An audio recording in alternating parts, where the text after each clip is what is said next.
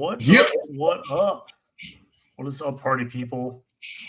Here with you with episode 16, I believe it is, of X1. It is crazy. Give me a minute. I am just doing the announcement. Everyone in the Discord that we are live. We are live. Join us. Welcome, YouTube livers. I'm gonna mention. I love how it always gives me the count of how many people I'm about to put on blast. We're up to 400 plus people. Yes. Yeah. I am gonna blast 400 plus people at 10 p.m. on a Thursday. Listen, you knew what you signed up for. If they don't have their notifications figured out by now, it's on them. Yeah, exactly. What's up, man? What's going on with you? I'm chilling, dude. Ever since that realization that Triple Rampager plus 6 Carnivores was 1,985 points, I've been on it. So I've been like, War Dogs are done, magnetized, ready to roll. First Rampager, finished that up today, posted in the Discord.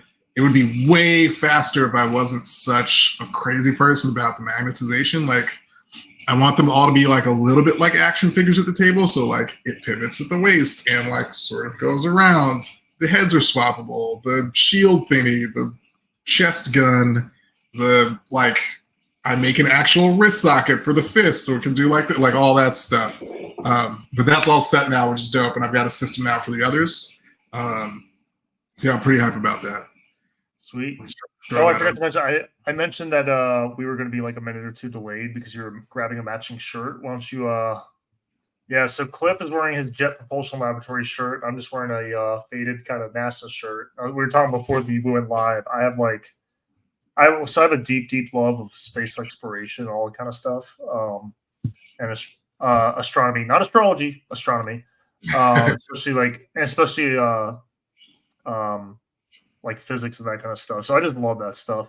And I have like an embarrassing large amount of like shirts that just say NASA, like of all sorts. And we were up in, I think since the last episode, we did not to derail, which I totally am about to do.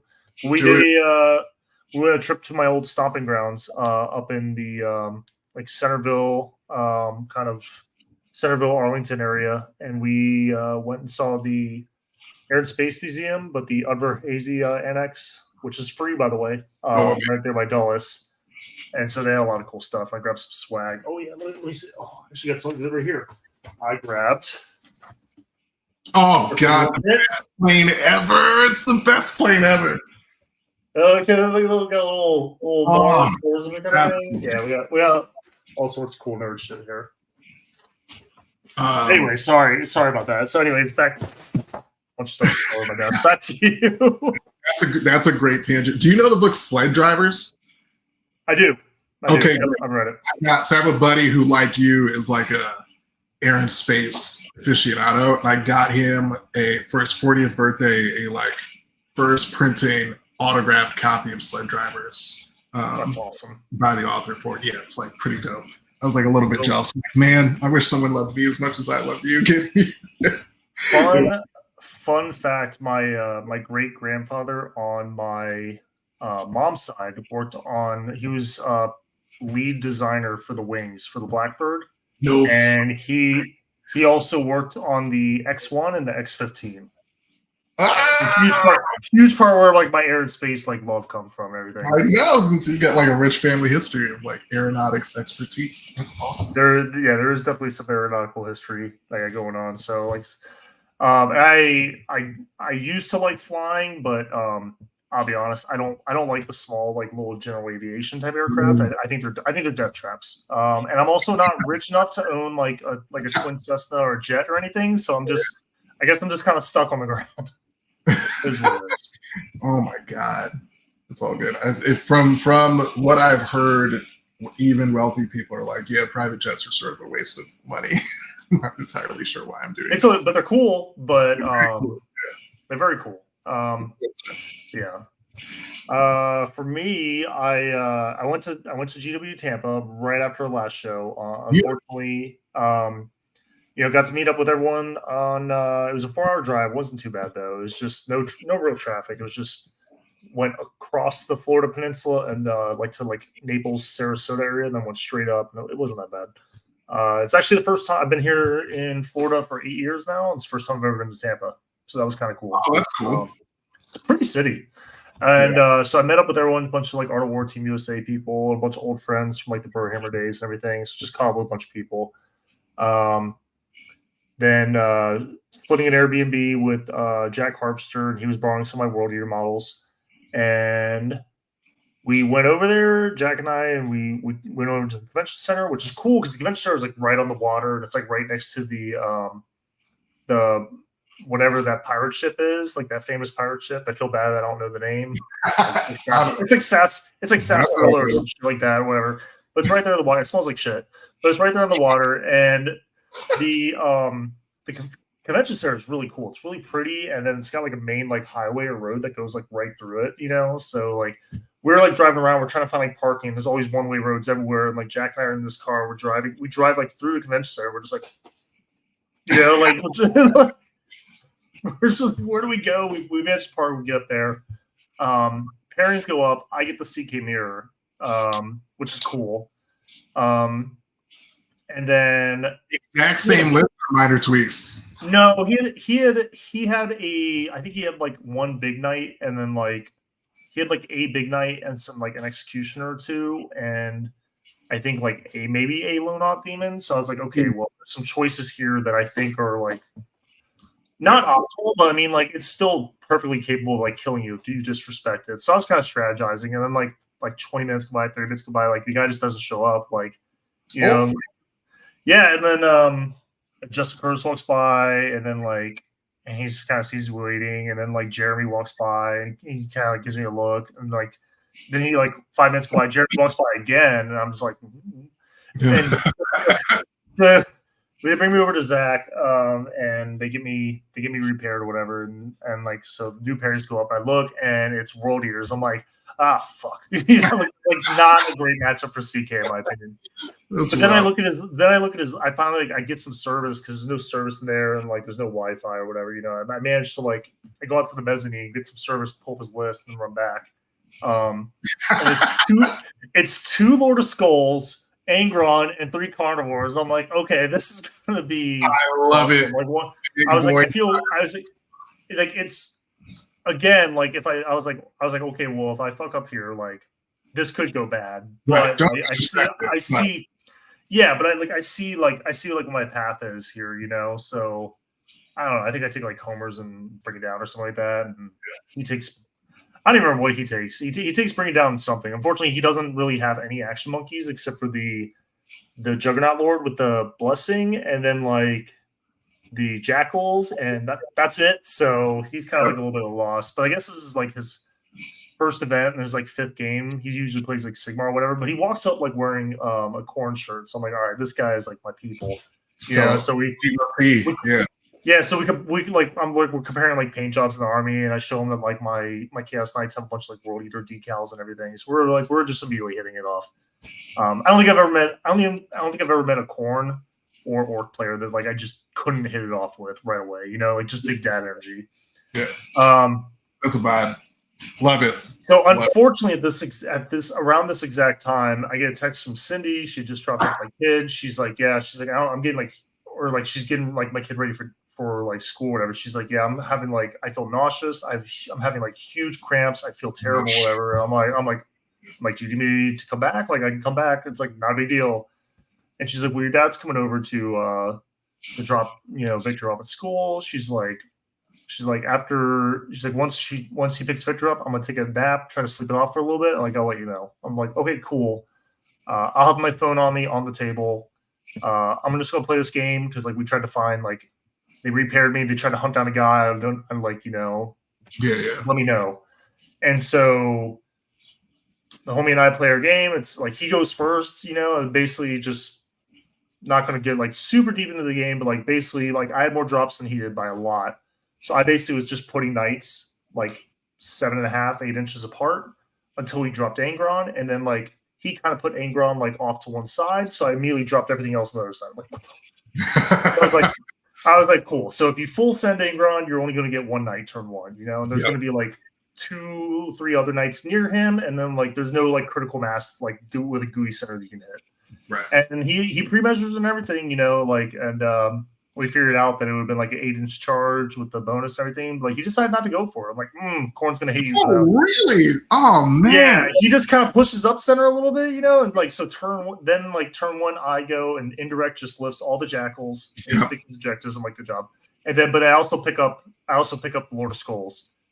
And then at that point, it's just like we pivoted to Hammer and Anvil. Yeah. And like he's trying to chase down like the couple nights I'm trying to like evac from like what's now his new DZ, Angron's like chasing him down, and they're like running backwards like this,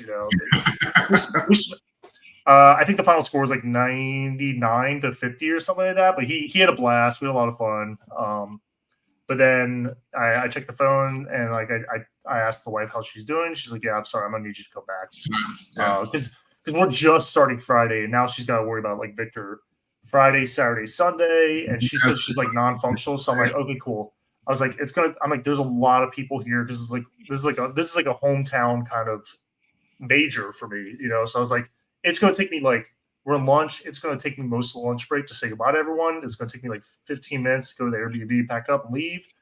I'll be home by like 5 p.m. I'll start leaving now. Yeah. And so I do all that. I say goodbye to everyone, like hug everyone, like blah, blah, blah, blah. And I bounce, get on the road, and 5 p.m., 5:30, I'm back. She recovers kind of midway the next day, and I just kind of follow the event, like from home. Mm-hmm. And she was kind of like she's like I feel really bad. I'm like, look, I know you would not have asked that like if you didn't mean it. It wasn't. And I don't want you. Yeah, I was like, and I don't want you to ever feel like you have to like hide something from me, like because I'm not trying to like be about like that resentment type of life, whatever, So the nice part is I got brownie points to go to Warzone Atlanta and a Ironman GT next month. So nice. Yep. And you left the event undefeated. Exactly. When man shows up, 99's his opponent. Collaborate, leaves. And my elo went up from that. 8.7 points. Oh, yeah, that's where. Listen, that's a win. That's a win. I drove 8 hours and I spent. I mean, not a whole lot, but it's like the Airbnb was cheap. And then also, but like Jack obviously was playing with my models, so it's kind of like I didn't realize it till till I was watching him on stream. I was like, "Fuck, those are my models." I'm like, "Shit, how am I gonna get those back?" And he lives like 9 hours away from me. Like, no. So I messaged him. Yeah, you'll see him again pretty soon. Yeah, well, no. So actually, I had the models back. I messaged him Sunday because he's means well, but he's a younger guy, and I was like, "Look, man, I know how it is when you got a lot of stuff going on." I was like, "I'm gonna make this easy. This week, a box is going to show up with your name on it. You're going to open up that box. There's going to be a return label, some tape, and a whole bunch of bubble wrap. You know what to do. Go nuts." Yeah. So I just made it real easy for him, and my model showed up safe and sound today. So that was cool. That's great. Yeah, I mean, when the bat signal goes up from the significant other, you gotta follow through. I had to ditch an RTT once when Clippy was like 8 months old for similar reasons. Like he was sick, wife was sick. I'm like, hey, this isn't gonna work. I'm like, all right, well, it's been real, guys. I will see you next month. Yeah, you got to. I mean, like, I think most significant others, especially if they are understand supportive, like they're not gonna light those fires like without thinking about it a little bit first. But also, it's like definitely ignore them at your own peril because you might finish that event, but it might be the last event you go to for a long time. Oh yeah, I mean, also it's just like don't ignore that. It's just because that's not being a good partner or a good person. Well, I mean, like I would like to think also that don't get me wrong, this hobby is very durable, and I know people have been playing this hobby for a long time, but I'd like to hope that myself and my family and everything is going to outlast. You know what I mean? So when all the dust is gone, one would hope. Yeah. Oh, I did leave out the cool thing that happened. The coolest is that Anthony and his fiancee Anna were in town last weekend, so I was able to get dinner with them. Awesome! It was great. Yeah, that was awesome. It's like we hit this Thai food place up in Philly called Grandma's House or Grandma's Place, which is like it was great. It's like this little spot sort of out of the way in like center of the city. Would go again. Can confirm it was delicious. Good. What'd you get? I love Thai food. Oh gosh. I got these scallion fritters. I got some like interesting, spicy but very savory sausage. Got a curry, pad thai for the lady back at home. Okay. Yeah, that was it. Strong move to doggy bag. Yeah, it was good. Great food. I was trying to get spots at this place, Kalia, which used to be this like low key. It's like Southern Thai cuisine. Like everything's extremely hot, but also incredibly delicious. But like some of those meals you're just not making it out more than 4 or 5 spoons unless you're actually tired. But they're great while you're in it before your body starts to overheat. But like the New York Times did a whole thing about them. They're like one of the 50 best restaurants in the country now or something. So it's like impossible to get a table. It's difficult to like now. It's like a month out. Yeah, it's crazy. Oh. Yeah, but next time. What else we got going on before we kick to the main thing? I got a RTT this Saturday. It's kind of nice because I've been focusing so much on the elo that like now like when I go to RTTs, even though I kind of like want to kind of like beat up on the other Miami Dice guys. I don't even like beating up on locals; just feels mean. But beating up on the other Miami Dice guys is fun. But I mean, like they're all fucking good, man. So I mean, like I say beat up, and by beat up I mean like I'll probably go like 1-1-1 or something. I don't know. Right. Like shit. I'm bringing Death Guard of all things just because they're I'm picking them up. They're fun. Total underdogs. I'll be honest, man. Like they're not good. they're true. They've come up to like mid-lane. That's pretty good, right? Yeah, they really leverage the grenade stratagem combo, which you'll catch people with like once. The fact that they have T5 16-point attack marine bodies that you can just spam, and the disrespect factor. And then you sprinkle in a little bit of like -1 toughness, -1 weapon skill, bliss skill, or like -1 to your save, and then like you can kind of like pull the blanket over someone, or pull the t-shirt over someone if they figure out what's happening, and they're like, "Oh, you lost," They're like, "Oh, fuck," like it definitely.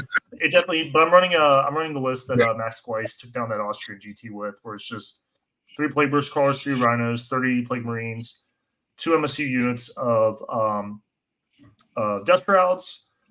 Which I've never seen Death Shrouds not be good, even when the rest of the army around them is trash. True.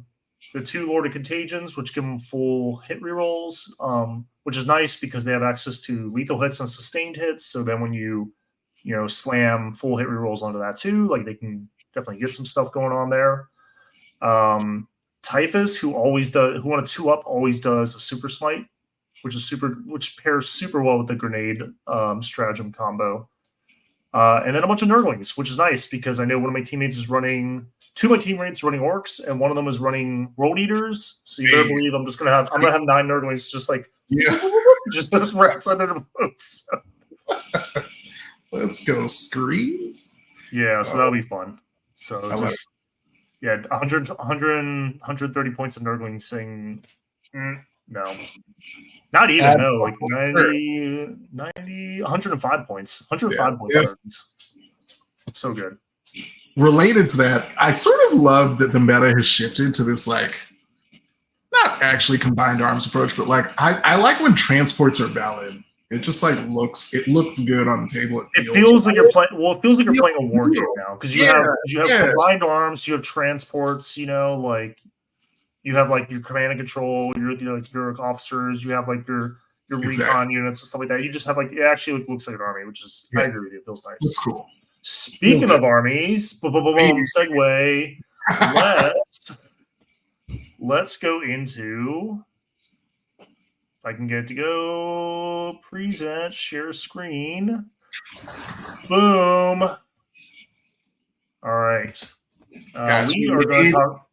We are going to talk about, and Cliff, pull up your thing too if you want to help me out, talk me through this. Yeah, I got you. We wanted to talk about mostly because people have kind of had like a lot of questions about buying armies, selling armies, expanding armies, whatever, faction switching. And with the Christmas box sets, it seems like a really good time to do that, just because like the whole talk about like eBay and parting out armies and looking for deals, it didn't really feel like there was enough there to make an episode about all like by itself. But with the Christmas box sets and how to like kind of build out and expand the army after getting a Christmas box set, it kind of felt like just enough we could make a little bit of a episode casserole for you, so to speak. So we're only going to focus on the 6 factions that are getting Christmas boxes, but a lot of this stuff that we're going to talk about like will be applicable to all factions. It's just when you have a Christmas box set, like that's a lot of times is a really good time to kind of get a jump start on an army, especially if you're looking for new sculpts. So let's talk first with the Votan box set. Pretty much everything, and I do got to give a shout out to Auspex Tactics. I cribbed a lot of his notes on this because this work has already been done, and I got a job. I'm a dad. I'm a husband, and frankly, I love making shows, but I got better shit to do than like recreate someone's work who's already done it. So I lifted a lot of stuff from him. The combat patrols, when he did his combat patrol video, he did that before the balanced data slate. So a lot of those points were higher than what they were. So I went back and I went through the app and I rebuilt all the combat patrols. So that way I could make sure the points were updated. Because for the most part, they were all about 100 to 200 points less than they were in his video that was put out 2 months ago. So I do got to give a shout out because I did definitely crib his notes. There it is. So first one, Votan, the Christmas box. Roughly 46%, assuming that these are going to be $250 dollars. You should probably be able to talk to your game store and get them for about 215, 220 American, but the percentage is roughly going to be the same. And it's roughly 750 points. You see, it comes with a champion. It comes with a Grimnir, which is good. Whenever you can see, usually whenever you see a box set, if the box set has a vehicle or monster and a character, usually that's not a named character, generally it's going to be a pretty good value because characters are like, they're getting kind of expensive, man. Characters are like anywhere from like 25 to 35 bucks US dollars. Yeah. Characters are like the character kits, unless you really like the character kit itself. If you're just trying to build an army, if your army has a lot of characters, it's going to be really expensive. So getting a discount on these is pretty huge because honestly, paying like $35 US for a character that's worth like 50 to 80 points really sucks.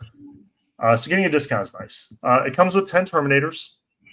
From Sam Lemon, instead of sharing your window screen, you can upload the PowerPoint and share it. Yeah, I don't know how to do that, and I definitely don't feel confident enough to do it live. So we're just gonna stick with this.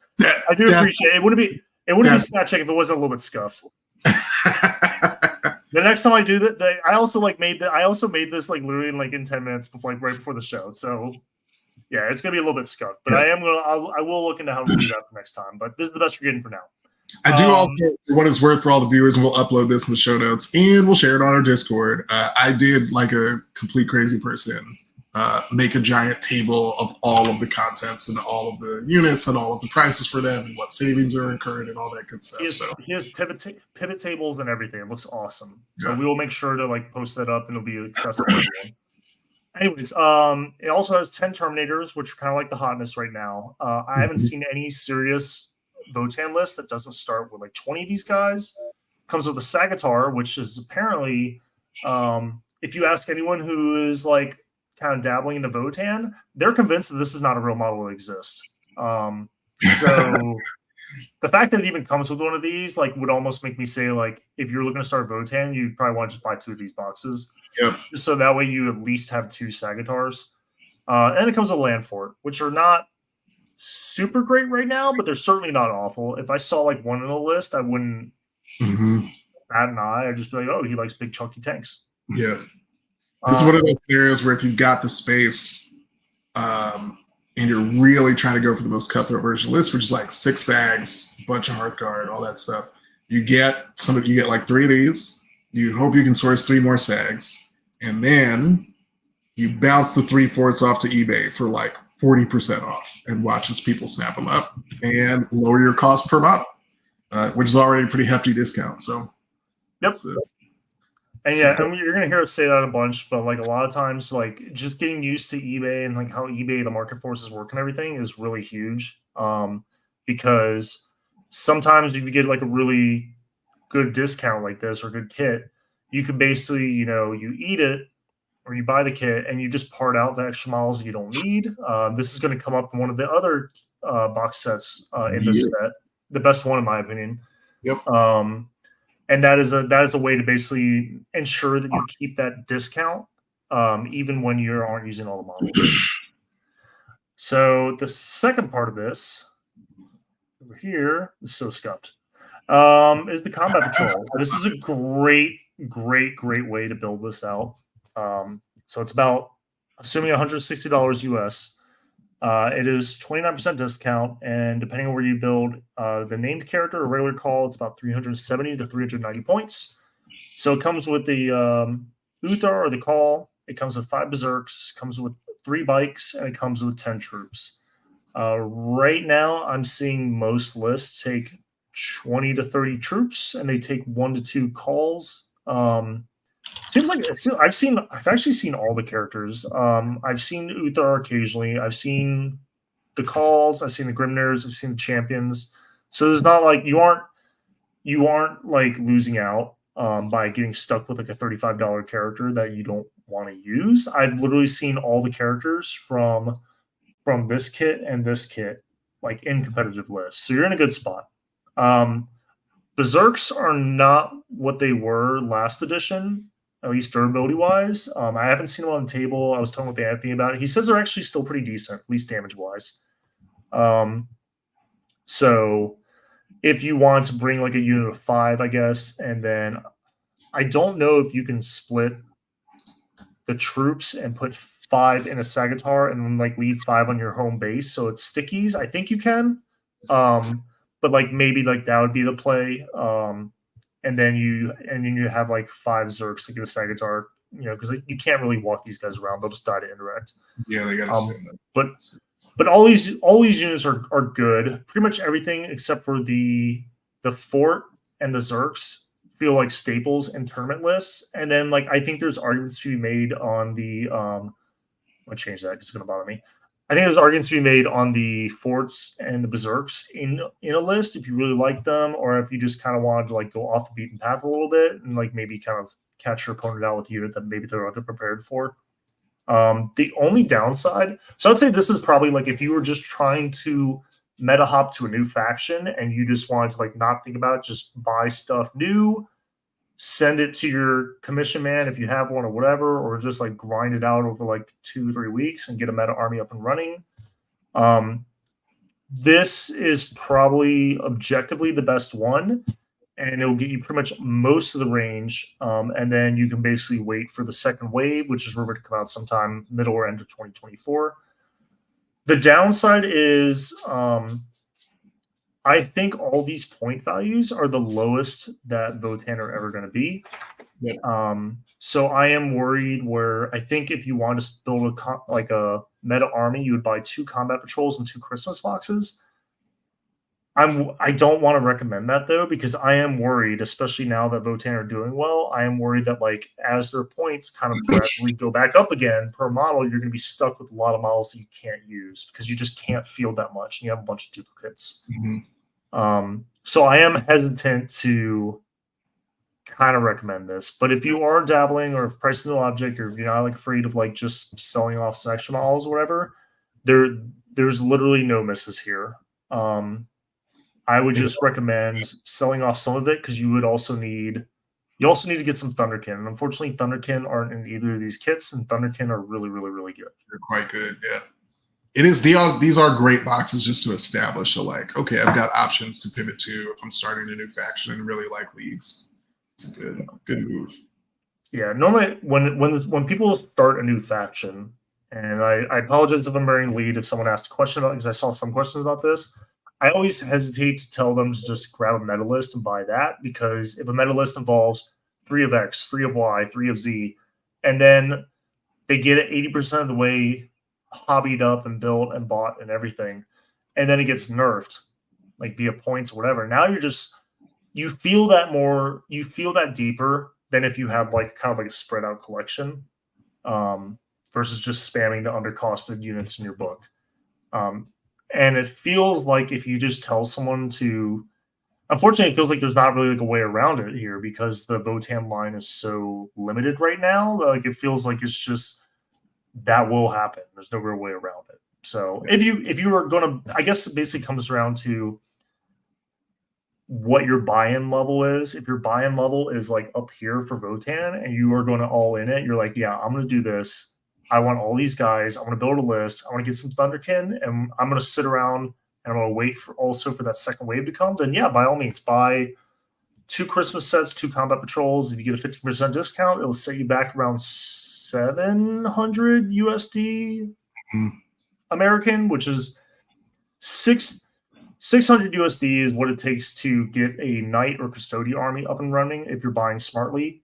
And then 800 to 900 is typical for most armies beyond that. And then like if you're buying something like GOC, AdMech, or Sisters, you're clocking in at about $1,000 to $1,200. So getting an entire Votan army up and off the ground for $700 plus the cost of like two boxes of Thunderkin and a broker Ironmaster is reasonable, but you need to make sure that like your buy-in is 100%. I think you're going to be sad down the road. Closing thoughts on that one, Cliff? Or we're going to just move to the next one. No, that's it. I mean, I think, we'll get this is going to come up in the show questions too. Like when you're considering starting a new faction, do not start it just because you're like, oh, this is doing really well currently in the competitive meta. I want to do really well in the competitive meta. Therefore, I will buy $1,000 worth of miniatures and surely hobby them up in a week so that I can maximize my time to play with them. Like it's really important to be realistic. Like buy into factions that you really like, both for gameplay reasons and for just aesthetic, and go from there. You'll be super happy.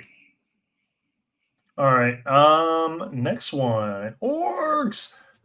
So this is kind of like a re-release of that Ork box set from I think it was 2021, maybe 2022. It was like 2 years ago. When the 9th edition Ork Codex came out, and they kind of released all the new like Beast Snagga Orks.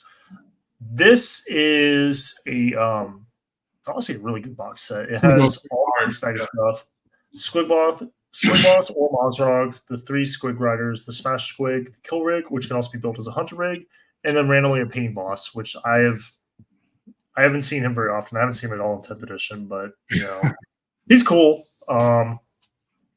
You could, if you were brand new to Orks, I could see like a world where you buy 2 of these kits, especially if you're like big into the Beast Knight stuff, because then you can build Mozrog, then you can build a regular Squig Boss, which are both great units and great kits. The with a little bit of push fitting or magnetization, the Kill Rig can swap very easily between a Kill Rig and a Hunter Rig. You just don't glue the turrets, and you don't glue on the weird boy up top. You just put them on a base and you just sit them in the turret, and it's very easy to just swap that around. And yeah, that'll get you started. If you go heavy on the Beast Snaggas, it would be about 1,500 points. You just put all this together and just double it. Although about 120 of those points will be 2 Pain Bosses, which probably isn't very good. But you get a lot of stuff. Also, that leads us into this. The Ork Combat Patrol, which is not very meta right now. I haven't really seen anyone mess with the Mega Boss, although that sculpt does go hard. You do get 20. You do get 20 of the new boys. Unfortunately, everyone, I haven't seen a Shoot a Boy since like 7th or 8th edition. Everyone just runs up with the Choppas, and this doesn't let you choose the loadout. Most Ork players will just they'll just put down like their mob of like 90 boys, whatever, and be like they all have Choppas, and their opponent will go cool, and he's not going to inspect all 90 of them, or even if he wouldn't care. 3 Duff Coptas, which are cool kits and are just kind of a cool thing in general. Unfortunately, they are kind of straight doo-doo right now in the game. Yeah. Also, pro tip for me, up here at the top where the little helicopter blades like attached to the model, that will break off every single time. But it's exactly the right size for a 3mm magnet. So just do yourself a favor and just put a magnet right there, right from the get-go. You'll thank yourself later. And it comes with Depth Tread, which are kind of like okay right now, but they're super cool. This doesn't really. It's kind of all over the place, but if you are just trying to like straight up like get a lot of orcs and you're trying to like take the shotgun approach to collecting orcs where you're just grabbing everything, like man, like huge discount. Huge discount, probably the biggest discount, maybe, except for the NIDs on these two things right here. What do you think, Cliff? I think that's right. I think really, I'm always thinking about in terms of, am I trying to build a functional army, and are there things inside it that can further offset my cost of acquisition? And like 3 Christmas boxes for orcs, and like maybe a couple of the combat patrols if you just want to like throw some models in your collection for later is pretty good. But really, like 3 Christmas boxes here gets you a really good start, and you can start ditching kill rigs off on the internet if you're trying to save some money. Just strong. I would, if I was trying to just get some orcs off the ground real quick. If I knew I was going to be with orcs for the long haul, I would probably buy like 1 combat patrol and 2 Christmas boxes. If I was trying to go more for like a beast snag focus thing, yeah. I would probably buy 3 Christmas boxes, and then I would sell 2 of the Pain Boys, 1 of the Squig Bosses, 1 of the rigs. You're just trying to basically get that 3rd box for a discount on the Beast Snagga Boys and the Squig Hogs. Because Beast Snagga Boys are very good, Squig Hog Boys are very good, and the War Bosses are very good. Kill rigs and hunter rigs are good. They're fine. They're not meta right now. They're fine. I feel because they've kind of been like just okay. Usually that is generally means that their stock is going to go up. Yeah, keeping one's a good bounce pass. And then also this spring we have the Codex for orcs, which should really expand out the options. Yep. So you definitely don't want to be like playing catch up like hobby wise, especially if you're going to commit to a faction for a while. You kind of want to like preemptively have that stuff ready to go. But you rarely need 3 of something unless it's like something that's spammable, like troops or like Squig Hog Boys, whatever. Especially because like Squig Hog Boys can be 3 or they can be 6, so spamming multiple of them doesn't hurt you from a hobby perspective because you can like double up on the unit size. All right, the next kit, which I would argue is the best set of all of them, and it's not just because I'm biased. This is the one. This one is unreal. This box set is absolutely unreal. 40% discount.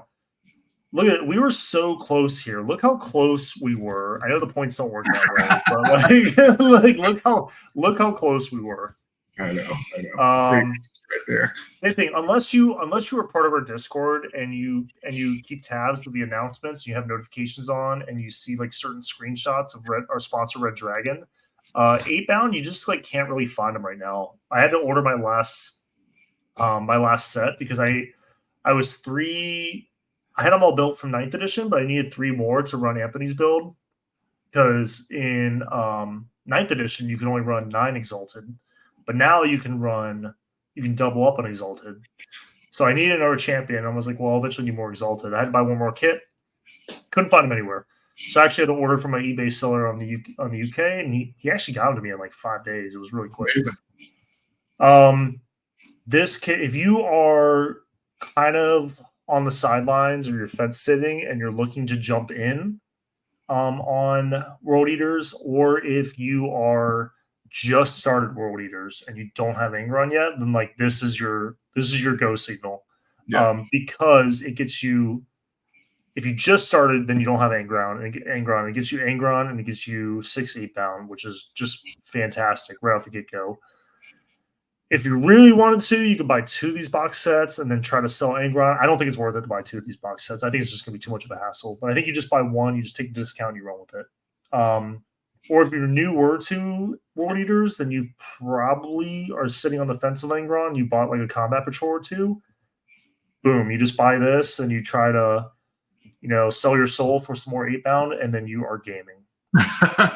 So this is going to sound reckless, but I'm also going back to our credit card rundown episode.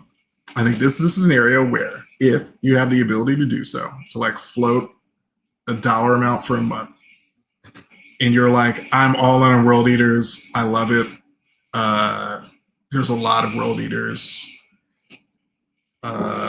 commotion going on right now. Anthony's coming off a really strong performance with a list that's a ton of fun.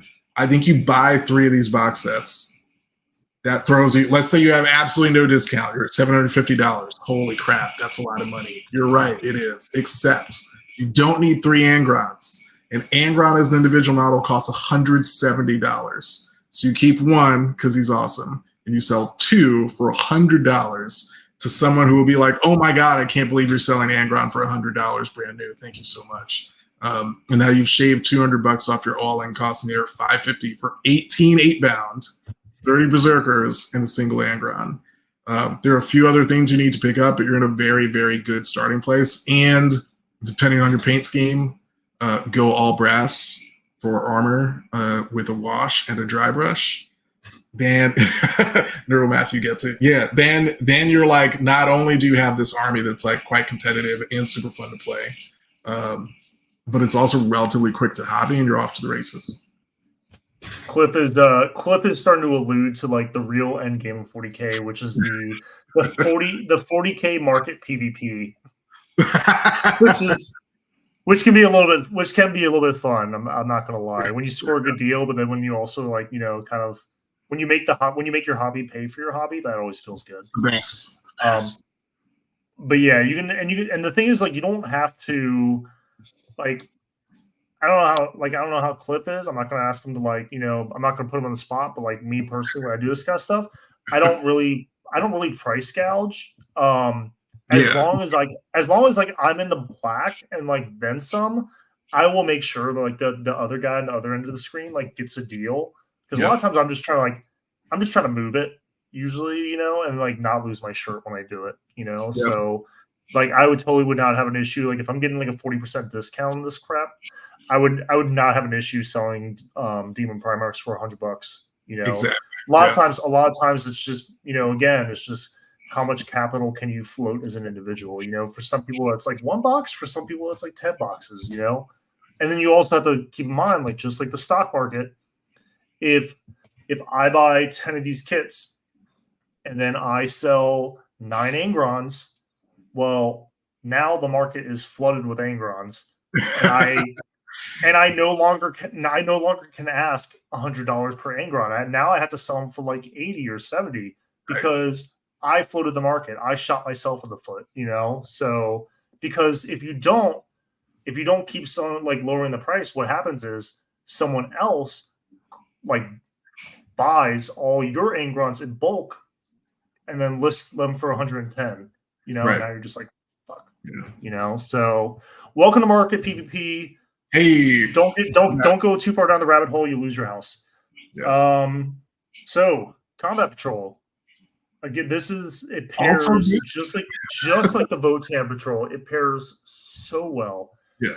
It's a little bit heavy on the Zerkers. The Zerkers are not nearly as good as they were last edition, but they are iconic and they're fine. Like they're just fine. This. I would also say that, like, being kind of penny-wise, like, I don't want to, like, give advice that's penny-wise, pound-foolish. The last thing you want is a codex to drop or a balanced data slate to drop, whatever. And now you're staring down the barrel of painting trim on 40 to 50 chaos idiots because you neglected it for the past 2 years because they were bad. Like if you can just, when I'm not doing anything, I'm just painting trim on chaos guys because I'm just like trying to like permanently like stay ahead of it because my backlog is huge and it's like all orcs and chaos, and I'll just, if I'm not doing anything, I will literally just pull out like from my display cabinet. I'll pick out like 10 infantry and I'll like that aren't painted yet, and I'll just start working on the trim. You just have to.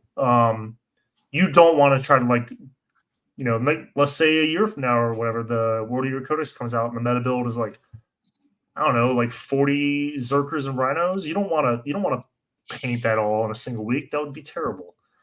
But yeah, I think if you're trying to hop on the World Eaters, I think you buy this. You buy 1 to 2 of these Trolls. and then probably, I don't know, like try to get rid of like maybe like 10 of the Zerkers. Yeah, get a couple right on. You'd be fine. Trade with somebody at your or this is a little bit of secret knowledge for you. What I would do actually instead, now I think about it, is I would buy 1 box set. I would buy 1 combat patrol, and then I would go onto eBay or like get a buddy with a 3D print or whatever, and I would print out 1 Juggernaut. Not a Juggernaut dude, a Juggernaut, because they're on the sprue. This kit makes 2 Juggernaut Lords, or it makes Invocatus and a Juggernaut Lord. It only has 1 Juggernaut body, though.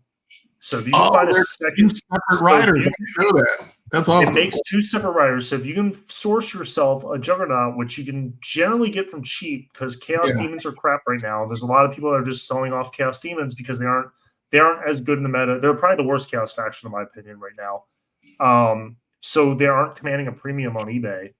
But if you get a Juggernaut print, or if you find like just a Blood Crusher or whatever, it's very, very easy to build that second rider and plop him on there. So that's actually what I would do, because that gets you a Juggernaut Lord and that gets you Invocatus out of a single combat patrol, which is probably that's gaming right there. Because if you buy a Juggernaut, if you buy Invocatus kit, it's like $60 GW. So just do that instead. It's great. Closing thoughts on World Eaters? No, I think that's it. These are 2 great box sets to start collections. It's a super fun army to play. Go get them. Yeah. Buy 1 of each box and then find yourself a single loose Blood Crusher. You'll thank me later. All right, Space Marines, the new stuff. Dodge this completely. Unreal that these are in the same box. Yeah. Look, they're really trying to this. So Cliff's job is involved with politics. I know he's going to really appreciate what I'm about to say. So this down here, this is. So all this here, oh, you can't see that. Dang it, that didn't work. So I tried.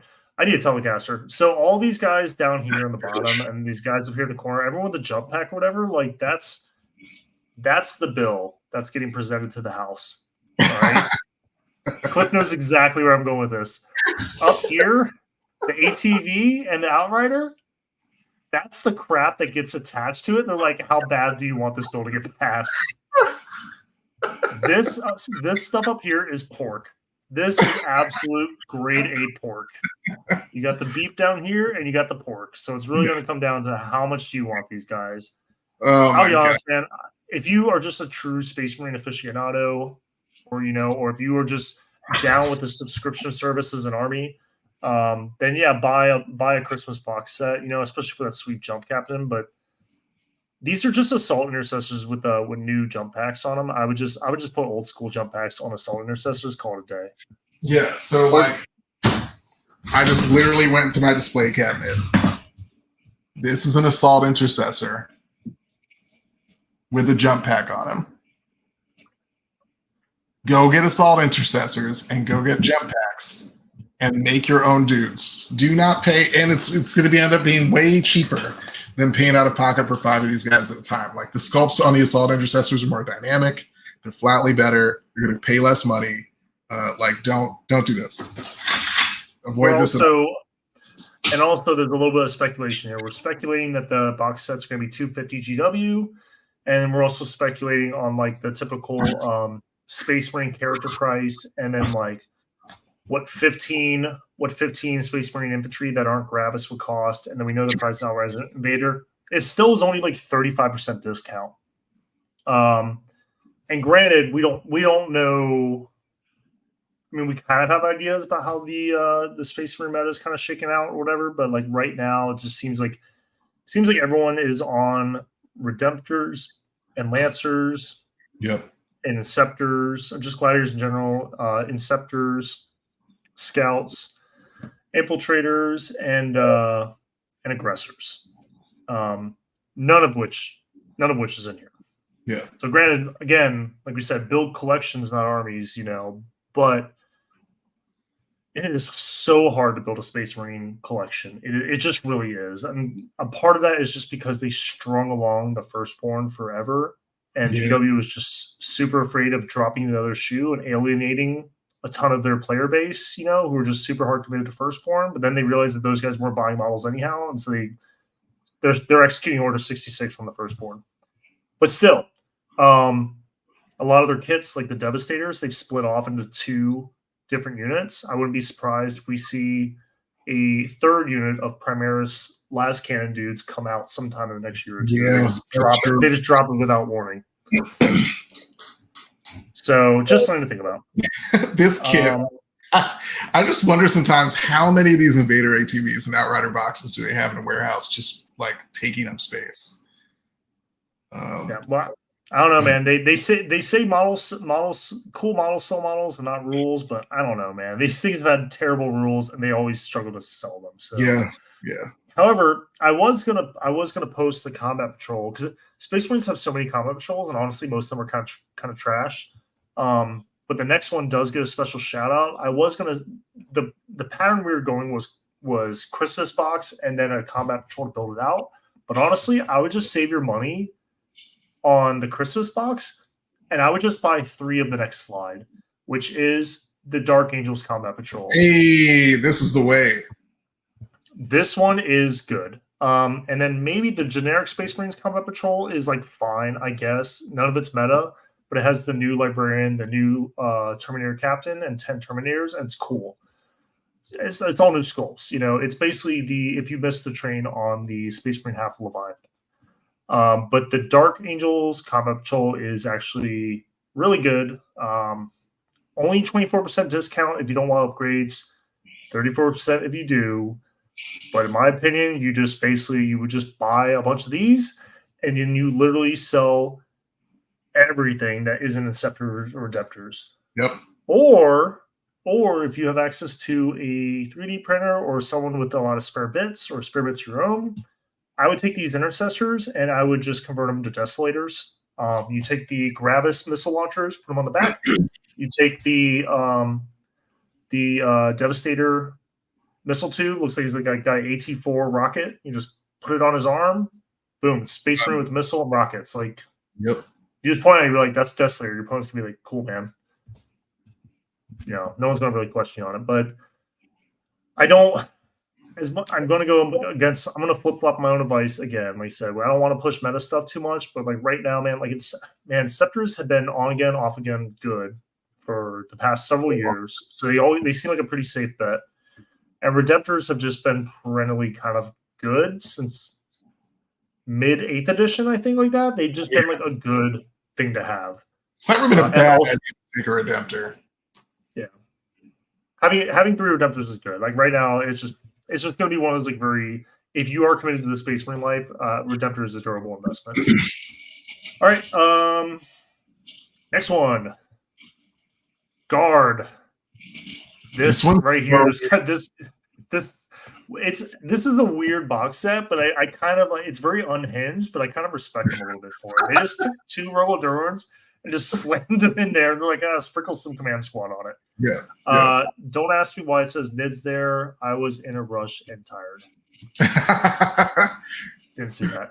It's a Acadian Command Squad, 2 Dorans, and then 20 shock troops in total. Are there shock troops in there too? Yeah, it's 20 of those guys. Oh, hell yeah. That's way better than I thought. So 20 shock troops. There you go. So yeah, about 30% discount, which is respectable. 705 points, which is hard to get to for guard when you're buying box sets, man. Like you just buy so much crap, so much plastic, and you're like, do I have 2,000 points yet?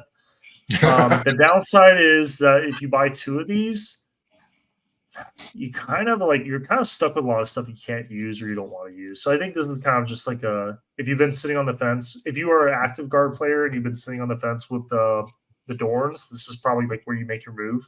He has a great one. Yeah. Great single box purchase. I don't know how good this would be if you're a new guard player. Probably pretty good, right? Like I think this is a starting point. Like Thorns are not amazing right now, but they probably will be in the next year or so. Like they'll be good. Probably. It just feels very hyper focused. I mean, that's when you take two buildings and you put them in a single box, then that's kind of what happens. Yeah, I think most guard players I know, like if they're really trying to get into guard, like they're spending most of their time on eBay or like army trading or like model trading websites, to be honest, because a lot of those sculpts been around for a long time. Trying to slam Lehman Russ. Lehman Russes, Manticores, Basilisk, Chimeras, and then just like the same troop sculpt that has been around forever. Yeah. It's a good segue into the Combat Patrol, which again has a command squad, which is kind of unfortunate because it double. I don't think you usually only take like 1 command squad in army, maybe. I haven't seen anyone take 2. Yeah. And then you do have some Cadians. You have the new sculpt of the Sentinel, but sucks because like Sentinels are so good right now, and you want a lot of them. Really wish it was 2 instead of the field ordnance batteries. That'd be money. God, this had like 3 Sentinels in it. It would just be self-explanatory, you know. It'd be like just buy as many. It'd be like just buy as many as you could. People want Sentinels. They want them bad. Yeah, it's fine. It's like I said, it's 39% discount roughly for the Combat Patrol. 38% discount there. It's not bad. I mean, realistically, if you're starting guard, you would probably buy 1 of each, and then you're just going to be doing a lot of shopping online, trying to find like used armies, to be honest. And you just buy an eBay rescue and you just re-spray paint the tanks, and away you go. NIDS. Christmas box is all. I know none of this stuff sounds exciting, but these are all the new sculpts. Yeah. So it has the Tyrant, which can be built as the Flyrant or the Winged High Tyrant, and kind of the same situation as the World Eaters, Invocatus, or Juggernaut Lord. All you need to do is you find one yourself, or you find a buddy, 3D print you just the torso, the little torso part of the Tyrant. And then you can build a Flyrant and a Walkrant out of the same kit. All you need is just an extra torso. It has the Norn, which goes so hard. Man, I wish these were better. They were so close. So great. It's so great. I have almost no NIDs, but I do own an orange just because I wanted to like build it and paint it and everything. I'll probably sell it when I'm done. But it was so cool. I just wanted to play with it. You get a bunch of Hormigons, you get a bunch of Steelers, you get a bunch of Ripper Swarms, which is cool because you can buy Ripper Swarms as singles now, which is actually really sweet. And yeah, and it combines pretty decently with the Combat Patrol. So here, which is basically the NID half of Leviathan, which I think you can still get on eBay for pretty cheap, although it's starting to dry up now. Pretty inexpensive now. Yeah, I found when I was looking, I was finding Screamer Killers on eBay for $25 US a piece. Outrageous. Great sculpt. Which is that. I mean, it's like it would be like if someone said you could buy Redemptors for $25. Like that's just absolutely outrageous. Yeah. So this is a little bit of like I think a little bit of future proofing right now. This definitely feels like it would kind of gear you more towards like the Endless Swarm kind of stuff. Yep. But guards. But I think this is where the discerning mid player is kind of looking towards the future and being like, okay, well, potentially how ready do I want to be for like if this stuff is good in the future, whatever. So again, all the new sculpts, and very nicely enough, the Christmas box has 20 Hormigons, the combat patrol has 20 termagants, so you're not really like doubling up on stuff. Mm-hmm. You know, it's not like Thousand Suns or Death Guard where you just end up with like a gazillion Zangers or Poxwalkers or whatever. You actually get like a nice little variety. Yeah. Go back. You get all little Gribblies. Sam's comment about build collections, not armies. The combination of this Christmas box set and the combat patrol is a great way to get started on a NIDS collection. Yeah, and this is without a doubt the biggest discount. And it's insane because I thought the Leviathan half for NIDS, I thought you already got like a ton for the money. You know, you basically got all this and then a Screamer Killer. And then, like you said, on the low end, if you split the Leviathan box with someone who is actively trying to screw you over, you still get a 55% discount based on, like, off that kind of stuff. It's crazy. So yeah, that's it. That completes my TED Talk. Killed it. Go slides.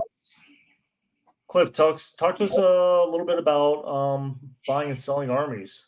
I think we can probably talk about that for about 20-30 minutes, and we'll go into questions. So I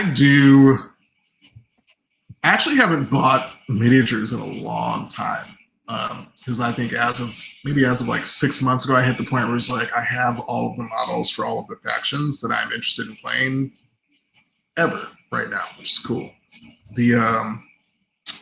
And a lot of that comes from buying big box sets like this, like what's about to come out, identifying what models that I really like that are part of the box sets, and then like swiftly selling the others on the internet. When I say the internet, I mean like a combination of eBay, that's like the highest lift one, or subreddit Miniswap, or your friendly local game store Discord, or any other Discords, right, where people are just trying to hit you up. And I say that because, to Tim's point earlier, when you buy the big box sets, you're already getting them to discount. If you use like your local game store discounts, usually between like 10 and 20%, let's say it's 15%, you're getting it at an even steeper discount. You don't need to like try to make money on your sale, right? Like you can get 3 World Eaters Christmas boxes and have 3 Angrons and not give the standard 20% discount on the extra 2 Angrons that you absolutely don't need. You just be like, nah, I'm just gonna sell it for $100. And like someone's gonna be pumped about that because you're saving them $70 out of pocket compared to MSRP. And you're gonna be pumped about it because that's like an instantaneous sale that you don't have to think about anymore, right? Like ideally that's happening at your local game store, you just like hand it over. The backup there would be like Discord, where you like know people. The next tier would be on a subreddit, and then the tier after that would be eBay, because eBay takes a slice of any of the sales you're making. You want to try to avoid that. And like if you do that in a scaled, sustained way where you're mapping out like what actually do I want, what do I need, what do I expect to earn, what am I going to hold on to, what would I've otherwise paid, you can come out not just with like models essentially for free, but with like, you know, a 15 to 25% profit margin on the contents of a given box, given how steep the discount was up front, which means that your models end up paying for themselves. Then you end up with I have a closet worth of backlog that like did not cost at all close to what the actual MSRP is for the stuff in here. And it also means that like when you get around to it, you're like, oh, cool, like I want to, Tau seem interesting, I'm going to mess with that. Like I have like 3 random Tau Empire box sets from like 4 Christmases ago because they had this amazing discount on like 6 Crisis suits and a Commander and a Riptide. You're like, cool, I'm gonna get to these now. Was that Apocalypse box set? Yeah, boy. Yeah, I bought 3 of those. It was crazy. So bro, it was so everyone was on listening when Apocalypse, when they relaunched Apocalypse, they came out with Apocalypse Battle Forces for everything. They're all pretty good, but then the Tau one dropped, and it was these were like Christmas box set prices. Yeah. So it was like $250, but realistically, people were paying like $215, $220. And if you were like really buddy with your local GameStop, people were getting these for like, I heard as like as low as like $180 and stuff like that. Yeah. So think about that. Think about it. Potentially people were paying $180 to $200 for this, and they were getting a Riptide, 2 Commanders, 6 Crisis suits, and 13 drones. Yeah. It was insane. It was Absolutely ridiculous. So yeah, so part of it is identifying like I like Tau. This is probably never going to happen again. I have the ability to do so. So like I'm going to buy 3 of these right now and just know that like when I choose to play Tau in the future, these will be ready and like I will have paid significantly less money than it'll cost me in the future. And that's typically what I do. Here's the downside of my approach is that like I'm such a like I don't want to do the work of stripping people's minis. So I'm really bad at the like buy the eBay lots, and that's where you get like a lot of savings when people are trying to offset. Like you're just like I'm trying to get out of the game, like somebody get the stuff out of my house.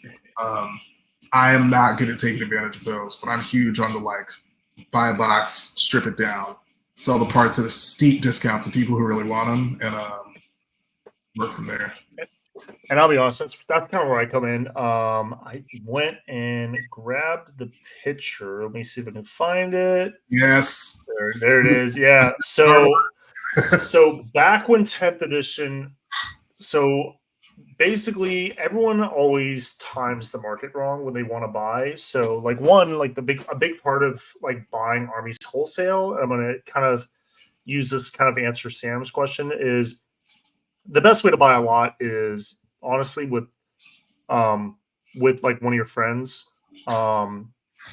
Then what, and this, I don't know if this is like a morally gray area or whatever, but like something that like my team does, my local team is because we buy and sell a lot of armies, is even though I personally am not on Facebook, I have a burner account just for interacting with Team USA or whatever, but I'm not on that shit. It's just a boomer wasteland. But I know a lot of people are on it for like Facebook Marketplace and everything, and there are a couple good spots that are good to like buy like armies, whatever. But I don't personally, I don't usually like. I only buy armies from someone who I physically can't meet and see on eBay, just because there's a little bit of protection there, even though it does take a cut.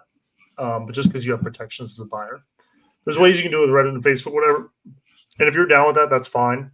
But one of the things, and this is something that like my teammates do, and if this is morally okay, then I endorse it. If this is morally not okay, then I'm going to pretend that I don't endorse it. So you just take that how you will. But we'll keep an eye out on like Facebook Marketplace and like Reddit or wherever. We'll take a look out for like lots, and basically we will have if we see a lot that someone's interested in, one person from our group will go in there and we'll just like lowball the crap out of the guy.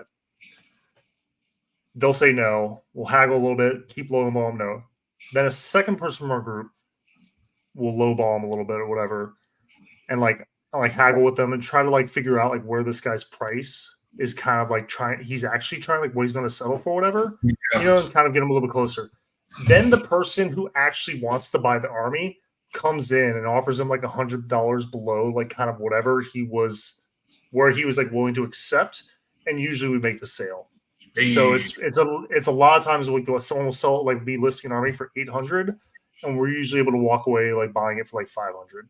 So listen, you are buying it from a willing seller at the market price. It helps to have friends, but it's also it is nice to kind of have that smoke screen because you have someone who's a friend who's actually not interested in the sale. He just haggles, and he kind of like do the little haggling because the seller is always going to lowball, and the seller's always going to highball. The buyer's always going to lowball, and then they kind of meet in the middle. So having that person going ahead of you and try to like figure out like gauge where the seller's actual like break point of where they're willing to make a sale is kind of nice because then you as a buyer get to have that information when you go in. You make a better informed purchase. So that's something that we do a lot. Definitely very ethically questionable, but like whatever. Is it collusion? Maybe. It's definitely collusion. It is definitely collusion. Me personally, when I'm just like buying armies though, like because I'm more geared towards playing competitive and going to events or whatever. I do like to pay my armies well, but I do it for me usually. I rarely go for like best overall or whatever. Sometimes people ask me, I'm like, look, my army looks great until you inspect it or like inspect the models closely. And there's a lot of like there's a lot of shortcuts or stray brush marks, whatever, that I haven't corrected. That would just take me out of any sort of serious contention for best overall.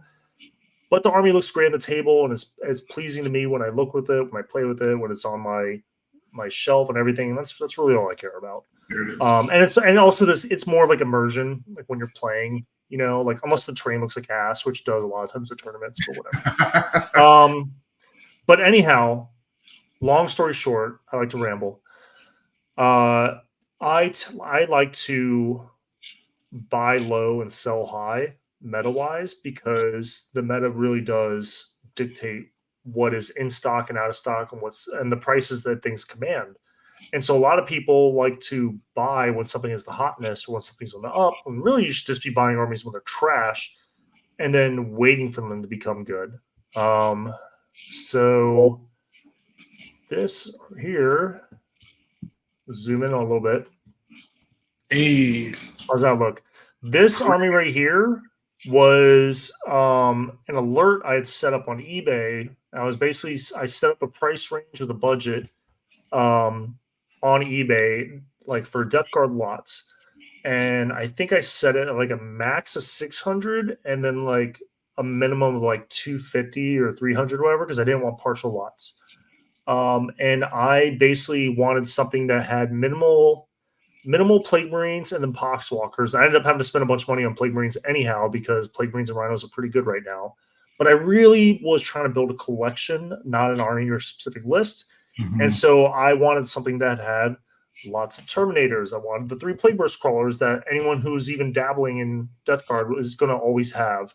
I wanted Blowtrones. I wanted my Mythic Blight Haulers, because buying my Mythic Blight Haulers solo brand new is a great way to go broke very quickly.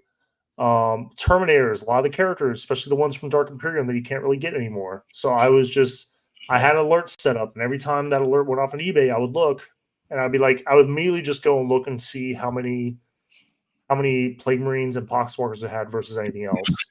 And I was like, nope. And eventually this one came across my screen.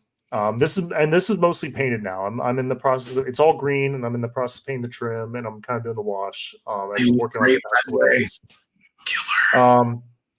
But I bought this back in June or July for about $450. That's so low. If I had bought this same army after the balanced data slate, and Death Guard weren't even meta, but they had just gotten a huge like bump up in rules or whatever, this army would probably easily go for like 600 or 700. Price and nothing. I don't even know. I don't even want to count on it. But like every single small vehicle is probably like $60. You're probably every 3 Terminators. So every 3 Death Shroud is probably $60. Every 5 Blight Lords is probably $60. Plague Marines come in units of 7 for some reason. I mean, I know the reason, but it's stupid. But that's probably like $50.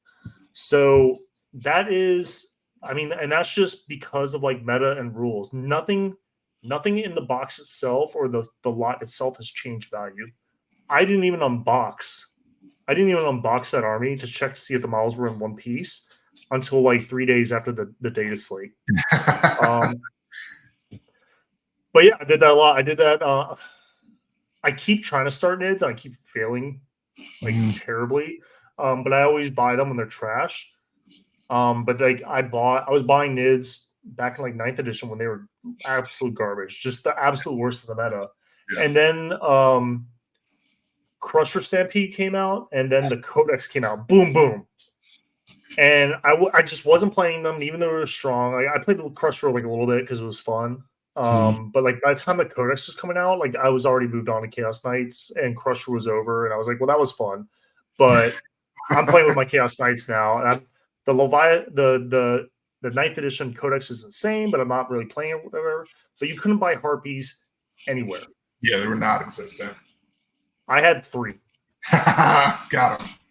So what I did is I pulled out, and this is basically, and we'll answer this in the question later. I think I saw this, but like when I sell stuff on eBay, what I do is anything that's like super hot, like meta hotness, I'll pull it out. and I'll basically just bundle everything else up, and then I'll sell it at like 50 to 75% GW value, because like you'll get it from your FLGS 85%, but you know there's a little bit of depreciation there because it's got Cheeto prints and oil and crappy paint jobs or whatever. So like 50 or 75%, and then the stuff that's meta, I don't like price gouging people, but if people want to bid on it, that's fine. So I'll set the reserve at like, I don't know, like 60% GW, so I don't lose my shirt over it, and I'll just set it to bid. And I sold the harpies for, I think the lowest one sold for 130.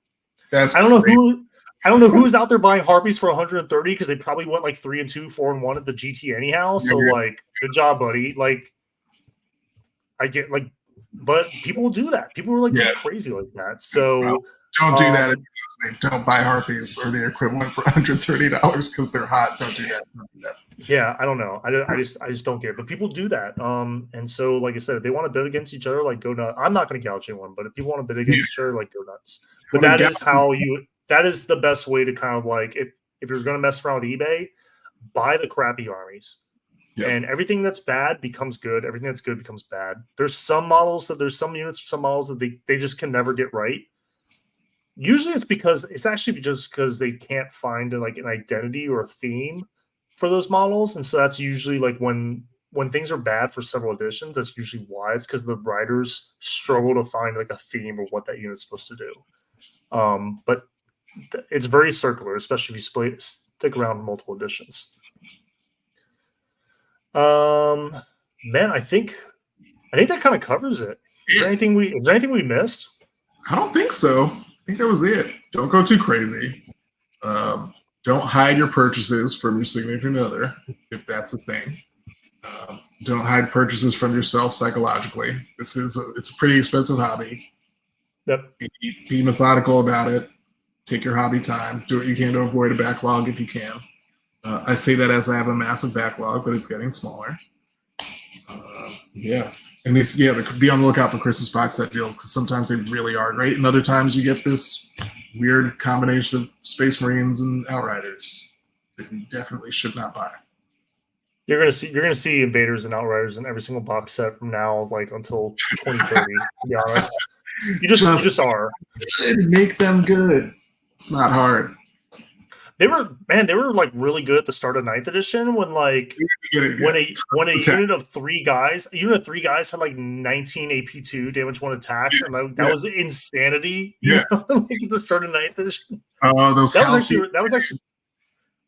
was actually really fun at the start of 9th edition when it was kind of like index 9th, and like the meta army was 2 Indominus boxes slapped together, and then like. Pick your favorite chapter character and just put him in there, and that was it. That was like a meta army, and you could totally win a GT with that. I know. That was actually a really fun time. And that would be really cool if CK got that was something that I had forgotten about, and now you put it in there. Now I'm gonna be a little bit sad, but yeah, a Chaos Knight named character would be pretty sweet. That would be dope. The upside, so this sort of relates to like.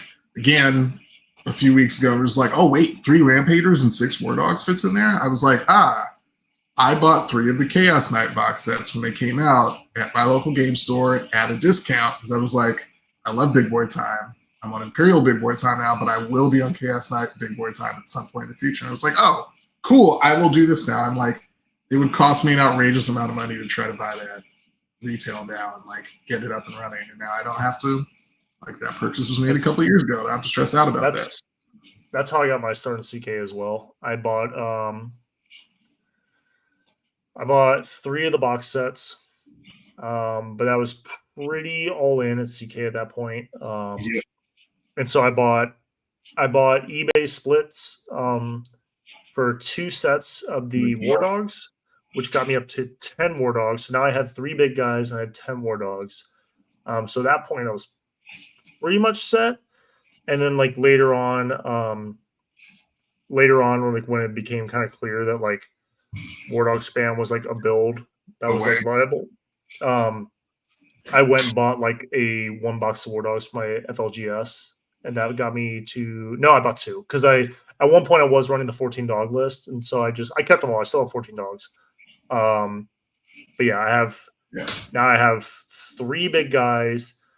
2 more big guys showed up out of nowhere. I don't know where they came from. I have the Lancer, I have the Tyrant, and I have 14 War Dogs, and I think I'm set. Yeah. Forever. Yeah, you're like done forever with that faction. Like it's just. Oh yeah, and all the War Dogs are they're finally all Yeah. painted, so that feels good. That feels really good. I never thought I was gonna finish. The last thing we forgot to talk about was model traders like Warpfire, Troll Trader, what's the other one I'm thinking about? Mind Taker Miniatures, but they don't do quite as much business as other ones. And then even Discount Games, I think. Frontline Gaming does it too, or whatever. That is here. Let me just show you what I do a lot of times. This is what I do. We are going to go right back down into the sharing screen. Oh, there we go. Boom. So this is a lot of times this is what I do sometimes when like I'm not really doing anything. I will just do this. I'll go over here to Warhammer 40K. We'll go Chaos. And then we'll go right here to this drop down and we'll go to newest items. And we'll just scroll. Deals. Deal hunting. Hey, look, 30% deal print. You get whatever this is, whatever that is, you're like, oh, I like that. That's cool. You know, like, hey, do you want some rubrics? It's kind of a little bit custom. It looks like they slammed like they made these out of Legionnaires or whatever, but that totally passes for rubrics. You know, got the those are great cannon there. Yeah. Yeah. This is classic also. $36. Someone actually bought these. I was wondering when these were going to sell. These were here. These were up for like almost like a month, 2 months. And I was like, man, I was like, is someone actually going to buy these? Like maybe. Those look like D worms, maybe. Those are very cool. They were cool, but like no one really wanted them. They were up for like a month and a half. Glad to see someone finally bought them. Zangers, I don't know why anyone. I mean, I think maybe if anything, you buy these just so you don't have to paint them because they're already painted. Like a lot of times when I buy eBay lots or whatever, if they are like painted to this level, I just won't touch them. I might rebase just so they match my army, but like a lot of my used lots or like patchwork lots or whatever, I just don't even bother. When I was building that 90 Demonette list, my Demonettes like don't match at all because I am not. I was literally paying not to assemble and paint them. Oops. Yeah. Outside of demons, they come in all different shapes, sizes, and colors, so it's all good. Exactly. So yeah, you scroll down. I mean, look at this. We have it says incomplete, but it says they're good. There was some Legionnaire sprues, like just full on sprues that were going for like $30-$35, which is great. Love it. Yeah, you got all sorts of demons. This looks like 20 Legionnaires. And then 4 Greater Possessed, which are Greater Possessed are basically the new Possessed scale, but it's just a sculpt you can't buy anymore. Yeah. So I mean, like that's something I do a lot. As far as like selling to Warpfire, basically, what I do is if I no longer if I'm selling stuff, so like the hot tipping items, I will bid them. You know, let them go to bidding war, stuff like that. The rest of the stuff I will just list as a lot for like 50 to 75% GW, and I'll try to sell it. If it's not selling or if it's not moving, I will take out some of the stuff that like just I'm probably never going to get rid of, you know, and then I'll pull like stuff like Zang or stuff like Poxwar, you know, or just like units. Units are just like terrible, or like the paint scheme is just awful, or the paint job is terrible, stuff like that. You know, pull stuff out like there. So that way the cost of the lot goes down, relist it so there's less fat and there's more meat. And then the stuff that you just can't get rid of, that's the stuff you take to Warpfire. That's the stuff you take to FLG. And then you're just trying to get something. You know, you're like, please, for love of God, just take this off my hands. You know, that's it. Yeah, that is how we personally like buy and sell armies.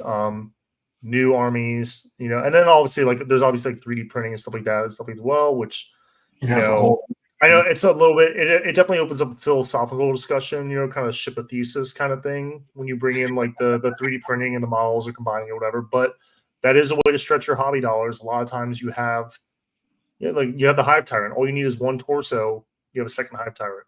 Invocatus. All you need is a Juggernaut. Or Blood Crusher. You can print one, or you can get one from like a demon kit or whatever. Boom. Your $60 kit now just became two $30 kits. So there's a lot of little stuff you can do like that. So always kind of be looking at the ways to like maximize your value that way. But if you stay in this game, this hobby long enough, and you are being smart when you're selling and you're being smart when you're buying, you can actually kind of get some recursion going a little bit where like you start to recoup a lot of those costs that you paid. Like the first year or two in the hobby is very expensive. And then but if you're smart about it, you can actually it's like get the recursion going. You can make the hobby tenable and sustainable. I'm not going to say you're going to make it cheap, but you can make it to the point where it's like it's just got momentum and now it's just going on its own. The real issue you're going to start running to is storage. Like where you're going to keep all this stuff. That's a whole different topic. All right, man. What do you say we scroll down to questions? Let's hit them. If I can find, God, we have our Discord is huge now. Okay. All right. If you are watching and you're in the Discord and you posted an X1 question locker and not in the thread, please post it in the thread now before I get to scroll to the bottom. Otherwise, I will miss it because we have conversations in the X1 question locker. And unlike the main show, I don't stop people from having the conversations. I just let people have it. But the downside is your question will totally get missed. Okay, from Innis, how do I stop myself buying the Angron Nox? That's the neat part. You don't. Nope. You don't. I'm not going to try to stop you. Buy 3, sell the 2 Angrons, live the dream. Yeah, you don't have an excuse now. You'll buy several, and somehow you'll come out of it getting paid. So, GW is actually paying you to buy Angron. From Sam Lemon, he put us in the wrong. Well, he didn't put it in the wrong place. I haven't made the thread yet. But for tomorrow's show today, how do you balance supporting your FLGS with your hobby expenditure? Noting other avenues like online retailers, drop shipping from the UK, or other alternatives are frequently much cheaper. So generally, I'm always going in there and I'm getting just small little like doodads like like paint.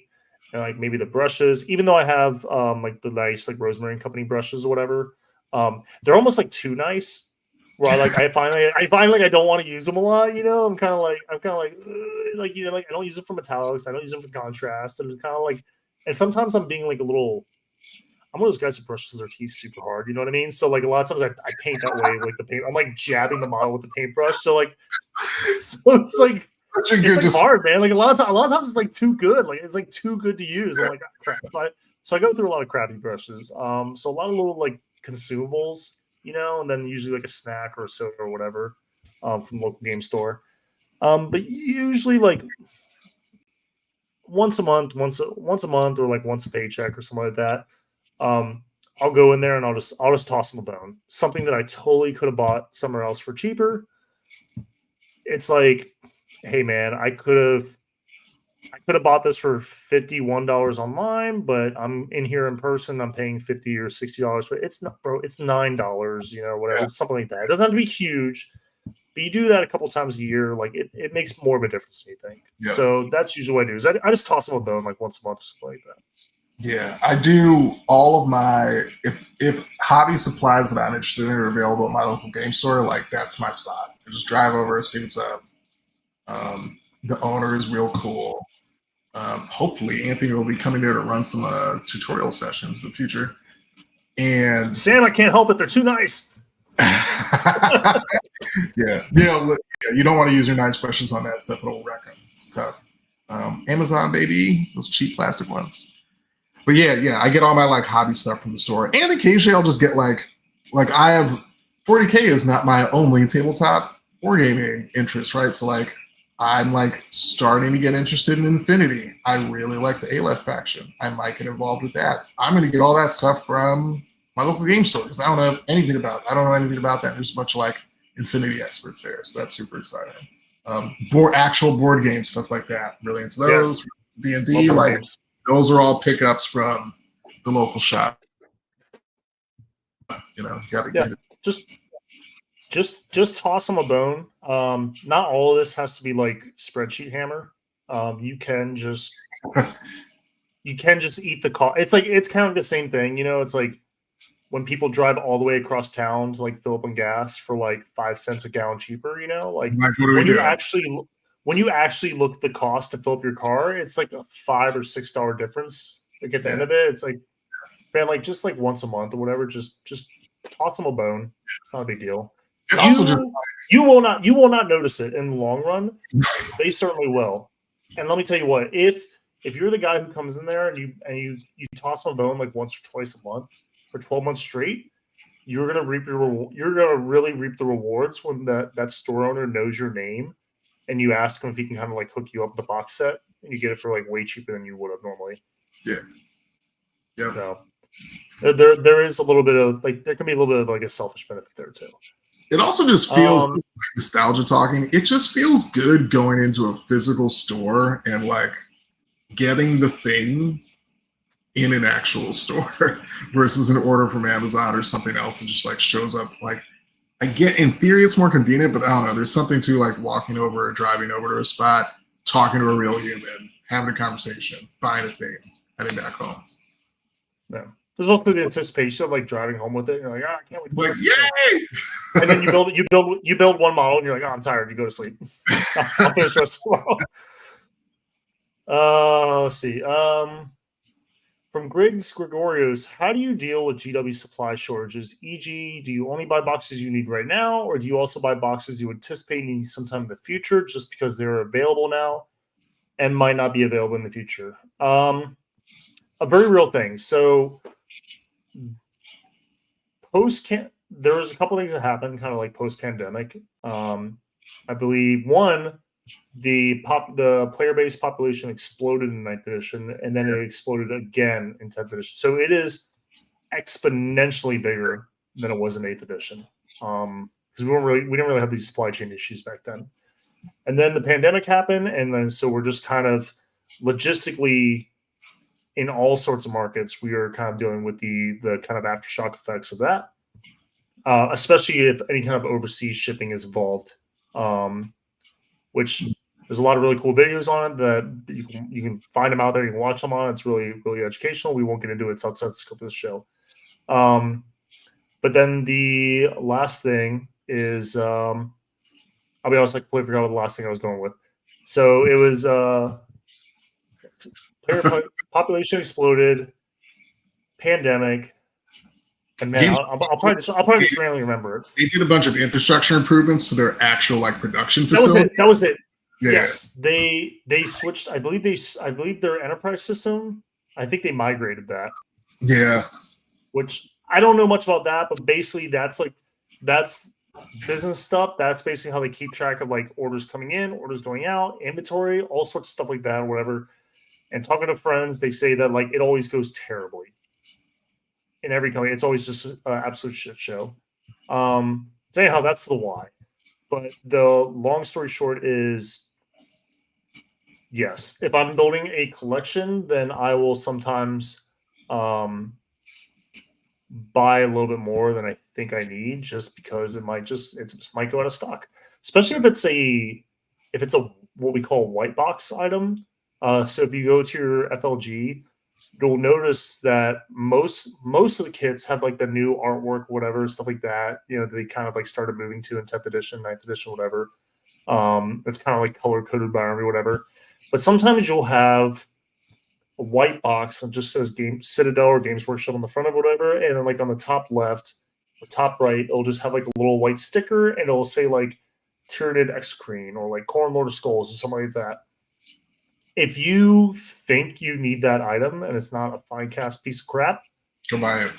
You need to get it, because those white box items are generally those are online order only usually, and those don't usually get pushed to the GW stores. Yep.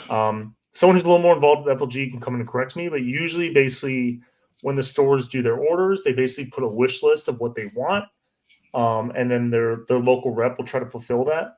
But then there's also a bunch of items that the GW says you must have this on your shelf and you must show it. You must have it like what or whatever. So that stuff gets pushed to them.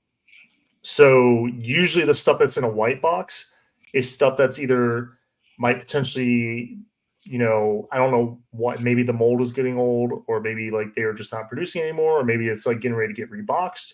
When it gets reboxed, it's usually unavailable for several months, if not longer. So that kind of stuff is like almost like a unicorn if you see like a white box item. So that would be my tip for that. Be like, yes, buy that stuff, especially if it's a white box. Yeah. I'm going to go back to my purchasing approach is super rooted in like, do I like the way this model looks? And will it produce do I have the ability to use this model to produce an army that I will also like the look and feel of? So it's like less influenced by meta. And to Sam's point, again, I'm going to keep coming back to this, but like when you're building out a faction or starting a new faction, you're really building out a collection so that in the future, there will be an endpoint at which you're like, oh, great, like I don't have to buy things anymore. I have what I need to play, regardless of what happens with my army and balance approaches. So I think it's got to feel right when you're putting them on the table, and buying with that in mind, and which really comes with like a healthy dose of like knowing yourself and what your tendencies are on the table helps a lot with that. From Tom H, bit of an opposite thought. What's the best way to trim down on hobby excess? I have more armies than I'll ever play, but the idea of sunk cost keeps getting away. I was kind of in the same boat not too long ago. To the point where like my wife just makes fun of me for just having hobby ADHD. I mean, there's that dopamine hit of like you get an idea, or you see an army like on stream, or you see battle reports of an army or whatever, and you're like, oh, that's cool. You see people play like the way it plays and do things whatever, like, oh man, that army looks cool, or that interaction is cool, or the play style is awesome. Like I totally really get behind that. You kind of like chase that dragon a little bit. Yeah.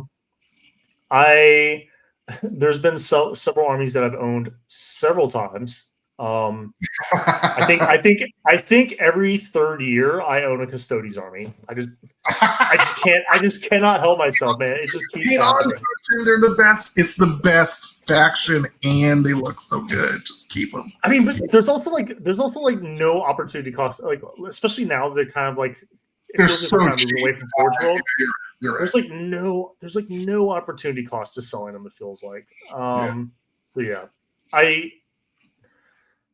have one in my garage. I'm telling myself I might put together. I even bought the little armies painter like custom bases. So I can just paint them on like just the model and then plop it on whatever. But I don't know. There's a real good chance I might get rid of it because I'm trying to I really am trying to trim down to just orcs and chaos, which by the way is still like 7 factions.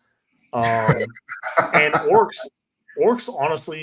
almost have as many models as like the entire chaos so like choices. Super faction. Like there's orcs have so many models, it's insane. Yeah. So I have actually been kind of slowly divesting in anything that's not orcs and chaos for that reason. And I will say there's an asterisk next to Thousand Suns because I don't really play that army, but I have a couple box sets that I bought, like using the stuff we talked about earlier in this episode. But I did want to have Magnus just in case Bash Brothers ever became legal again, because that list rocks. And then I have a handful of rubrics for like splashing the CSM because they can be handy sometimes with the flamers. But I kind of saw it as a way to kind of like, for RTGs or whatever, just play something that's outside my wheelhouse, get used to it. Yeah. But anyhow, the best way to divest and get rid of that stuff is honestly just kind of find your kind of wheelhouse, I guess. Figure out what your wheelhouse is. Is your wheelhouse like an aesthetic? Is your wheelhouse a play style? Is your wheelhouse a super faction? I want to sit like I part of me wants to go like the touchy feely, like does it spark joy or is it something you enjoy? But that's kind of like what got us into this mess in the first place. You got to make it a little. little bit more concrete. So like for me, like I set the boundaries. I'm like, I fucking love orcs. I fucking love chaos. That's it. Those are my hard borders. Yes, there's other armies that I like that I want to play outside of that, but I don't have the money to commission people. I certainly don't have the time to paint all that crap, let alone be like competent on it. Like you just do the linear flow time. Like those are my hard boundaries. And it's actually been great because now my impulse purchasing has gone way down.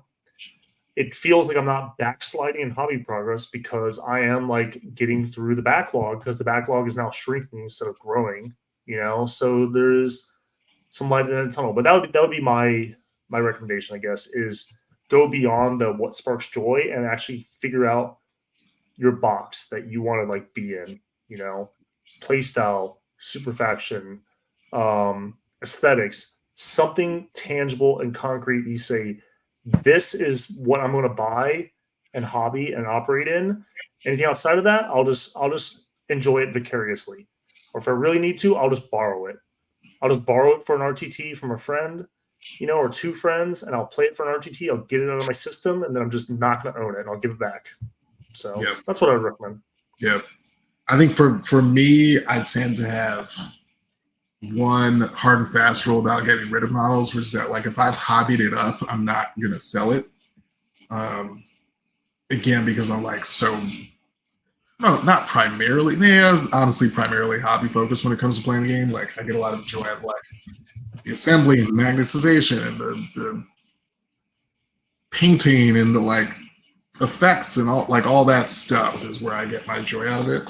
And then I'm like pretty honest about what time I have. Like I remember when the Sisters refresh happened in 8th edition, I was like, these models look incredible. Like I totally want to hobby these up. And then I got some and I was like, oh no, there's no, like I'm going to spend 6 months hobbying up like 2,000 points worth of miniatures to where I want them to be. And that I don't have time for that. So like, sorry, that's like off the table.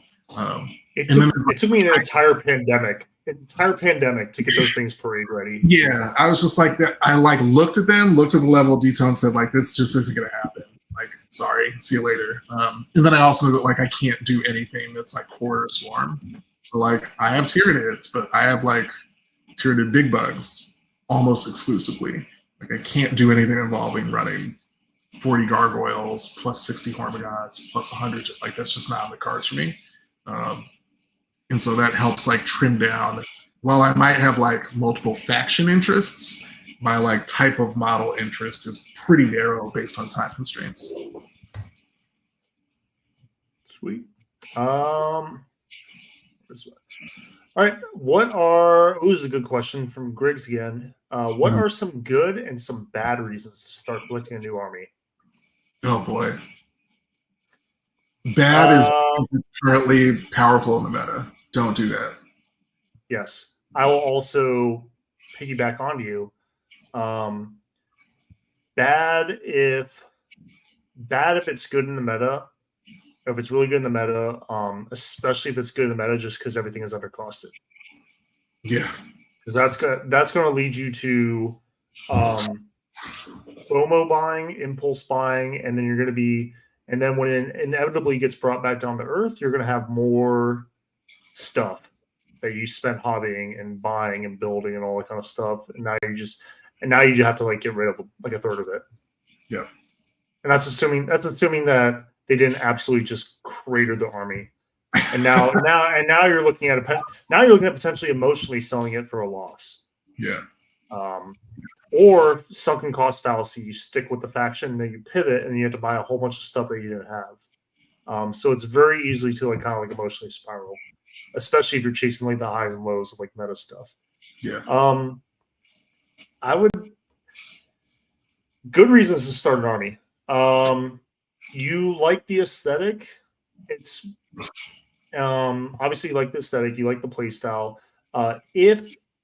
If the army has a more fleshed out theme, usually it means it has a more fleshed out play style, which means it isn't going to suddenly change play styles on you when a new codex or edition comes out.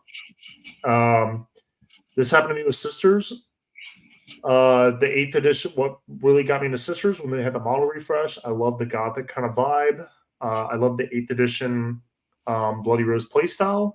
And 9th edition, they moved away from that. 10th edition, they kind of moved away again. But World Eaters came out, and I honestly haven't. I still like Sisters. Like, well, it's more like the guy from Ahsoka. He's like, I like the idea of it, you know. So I very much like the idea of Sisters right now, but ever since they moved to the 9th edition codex and kind of gone more towards like the leaned into the dice manipulation and combined arms and that kind of stuff, and then World Eaters kind of came out. World Eaters was what I started. You know, Khorne and Chaos Space Marines is what I got into in 3rd edition. That's how I started 40K. So when World Eaters came back out, and it had like that play style of 8th edition Bloody Rose kind of Rhino Rush, I was kind of like, just didn't look back. I was like, we're home. Here we are. But generally, if you like the aesthetic of an army, if you like the play style, if that army is like kind of like a legacy army that has been established in the company or in the business model for a long time, usually it's a safe purchase. So stuff like, even though they're a subscription service, when you buy Marines, you kind of like know what you're getting into. Yeah. They're very good all-rounders. And even though they're going to come out with like a new Primaris kit once a quarter, you still kind of generically know what you're getting into. Orcs have been around forever. They've been going, it's been not as much as Marines, but they've kind of been going through like a slow burn, kind of like a lineup refresh. But if you like it, they have it. They have fast infantry and transports. They have shooting castles. They have vehicular like mayhem. You know, they have weird animals. You know, you play farmhouse with your weird pigs. They have it all. So they're cool. Like they did, like everyone loves orcs.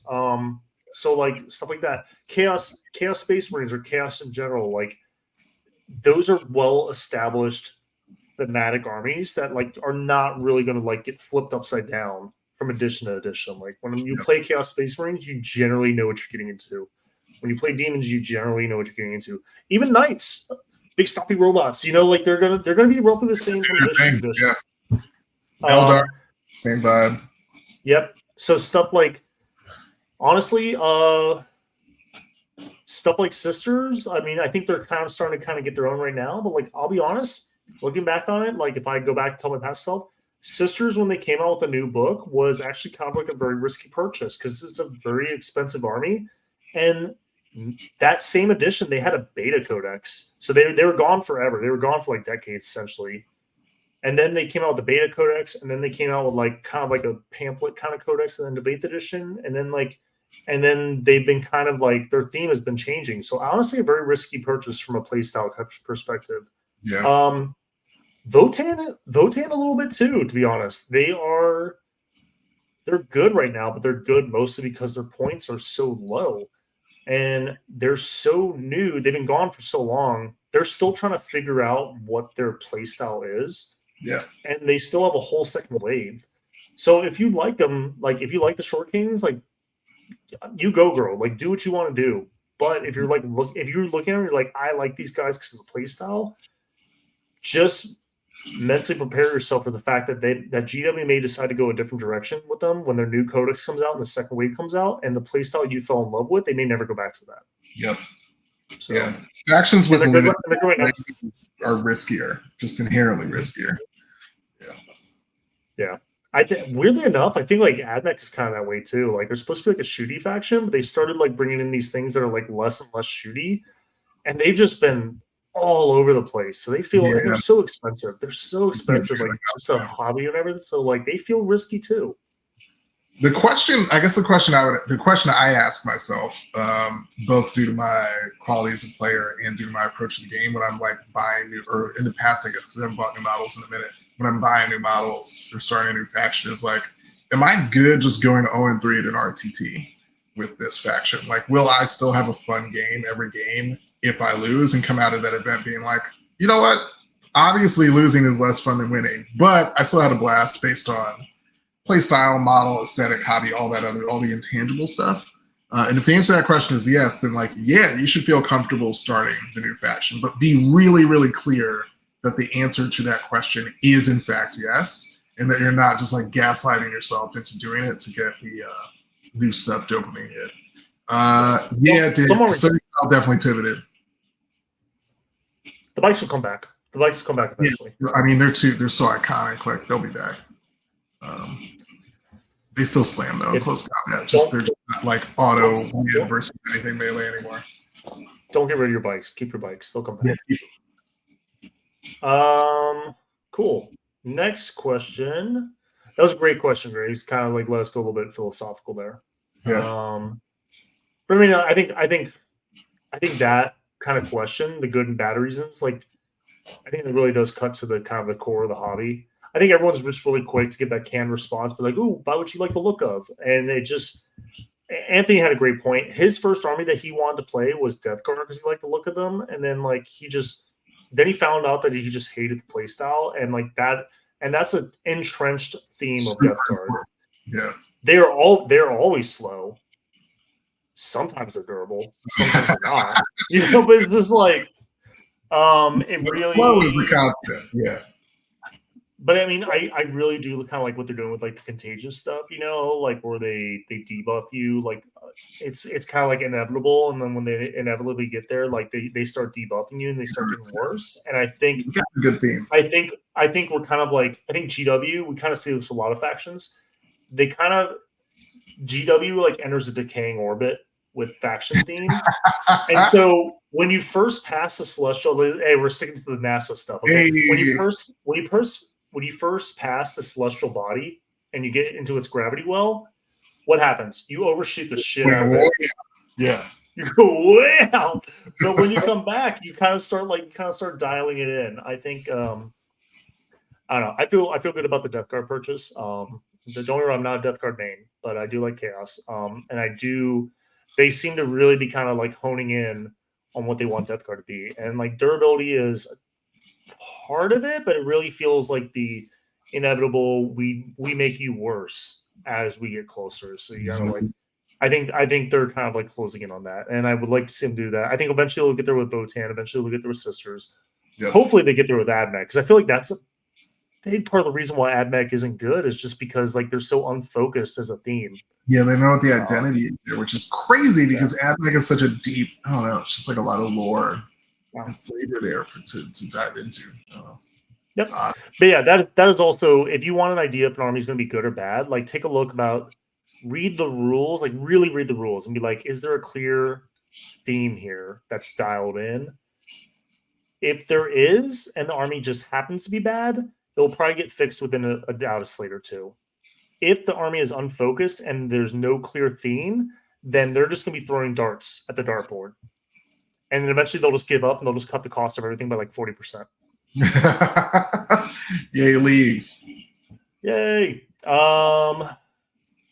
Jake B, does anyone have a truck and want to help me move this weekend? I don't have a truck. I used to have a truck, but I kept getting asked questions like that, so I got rid of it. I feel bad for you, man. Moving sucks. It does.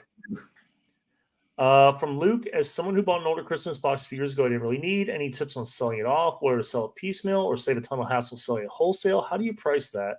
This is a person who's never sold anything on eBay or equivalent. We'll go back to what we said before. If there's something in there that's meta, pull that out and start a bid war or sell it at just sell it at 85%, 75-80% value, get paid. Yeah. The rest of it just part it out and just part it out is usually the best way. And then let it I don't know how to build them, but there's I've seen things when people list an entire set and then they have the subsets and it's kind of do the drop down what you want or whatever. That's actually the easiest way to do it. And then if something doesn't sell after a month, just take it to Frontline Gaming or Warpfire or whatever, and just get some trade-in value from it. They'll probably give you 40 to 50%, maybe, but it's better than nothing. And then if your hot ticket item did well in the bidding, you'll still come out ahead. Yeah. Other two things, if you want to avoid eBay or you don't want to do it for your first time around, you can go your local game store Discord, probably has a channel around like trading, selling, bartering, that kind of thing. Or hit up, like, again, I'm not on Facebook just like Tim, but like Facebook Marketplace is the whole thing. Or go to the mini swap subreddit and just post what you've got. If you like list stuff for 20 to 30% off, people usually pick it up pretty quick. Grant says also don't forget you test armies on TTS. Yes, definitely valid. Sometimes all it takes is you play 1 or 2 games with an army that you think is cool, and you're like, oh my god, this is not for me. But now you know. So the vibe is a little bit different on TTS, but you can also definitely kind of like figure it out. Like within like 2 or 3 games, you can kind of be like, okay, that's out of my system. Or you can be like, okay, yeah, no, I'm kind of digging it. Because some armies, like, they're powerful, and you play them, and you're just like, it just doesn't resonate with you at all. From Preston, what do you miss the most? Through rose-tinted glasses, I miss the 90s. Just generally, what do I miss the most? That's just what he put. So I just opened a question. I don't know. That's a huge question. I don't know whether this is correct, but I miss the feeling of waking up on Saturday morning, an 11-year-old, and being like, hell yeah, cartoons are on. I don't have school today. I'm eating my favorite cereal, and like X-Men the animated series is about to drop. Yes. This is amazing. Today is amazing. It's already an amazing day. I go. It was like extra special to me because like my dad, who commuted like 3 hours a day to and from DC, every day, 5 days a week. Yeah, he loved to watch his news on Saturday morning. And for the longest time, we only had one TV in the house. That's hard. But my dad was like not the guy that like 10, 9, 10, 11-year-old me was going to ask, but like, hey man, can I watch cartoons? He'd be like, no, go outside and go play with like sticks or something like that, you know? So like, he'd be like, you shouldn't even be inside, you know? Like, so yeah. So it was like extra special when I got to watch Saturday Morning X-Men because it was like, I just had to hope that like for some reason like my dad was just like doing something else, like not watching news or something like that, you know? Like, I certainly wasn't about to go like try to change the channel or anything like that. Like, hell no. Hell no. But yeah, once we got the second TV in the basement, then it was game on Saturday. The dream. Yeah. Well, when that theme song came on, like it was the best. So good. Yeah. But yeah, generally I like that for me, like just general like nostalgia of the 90s. It also felt like a lot of the problems in the world were smaller back then. We probably just didn't know about as many of them. I missed when my most pressing responsibility was doing homework. Wow. Mm-hmm. I still fucked that up somehow.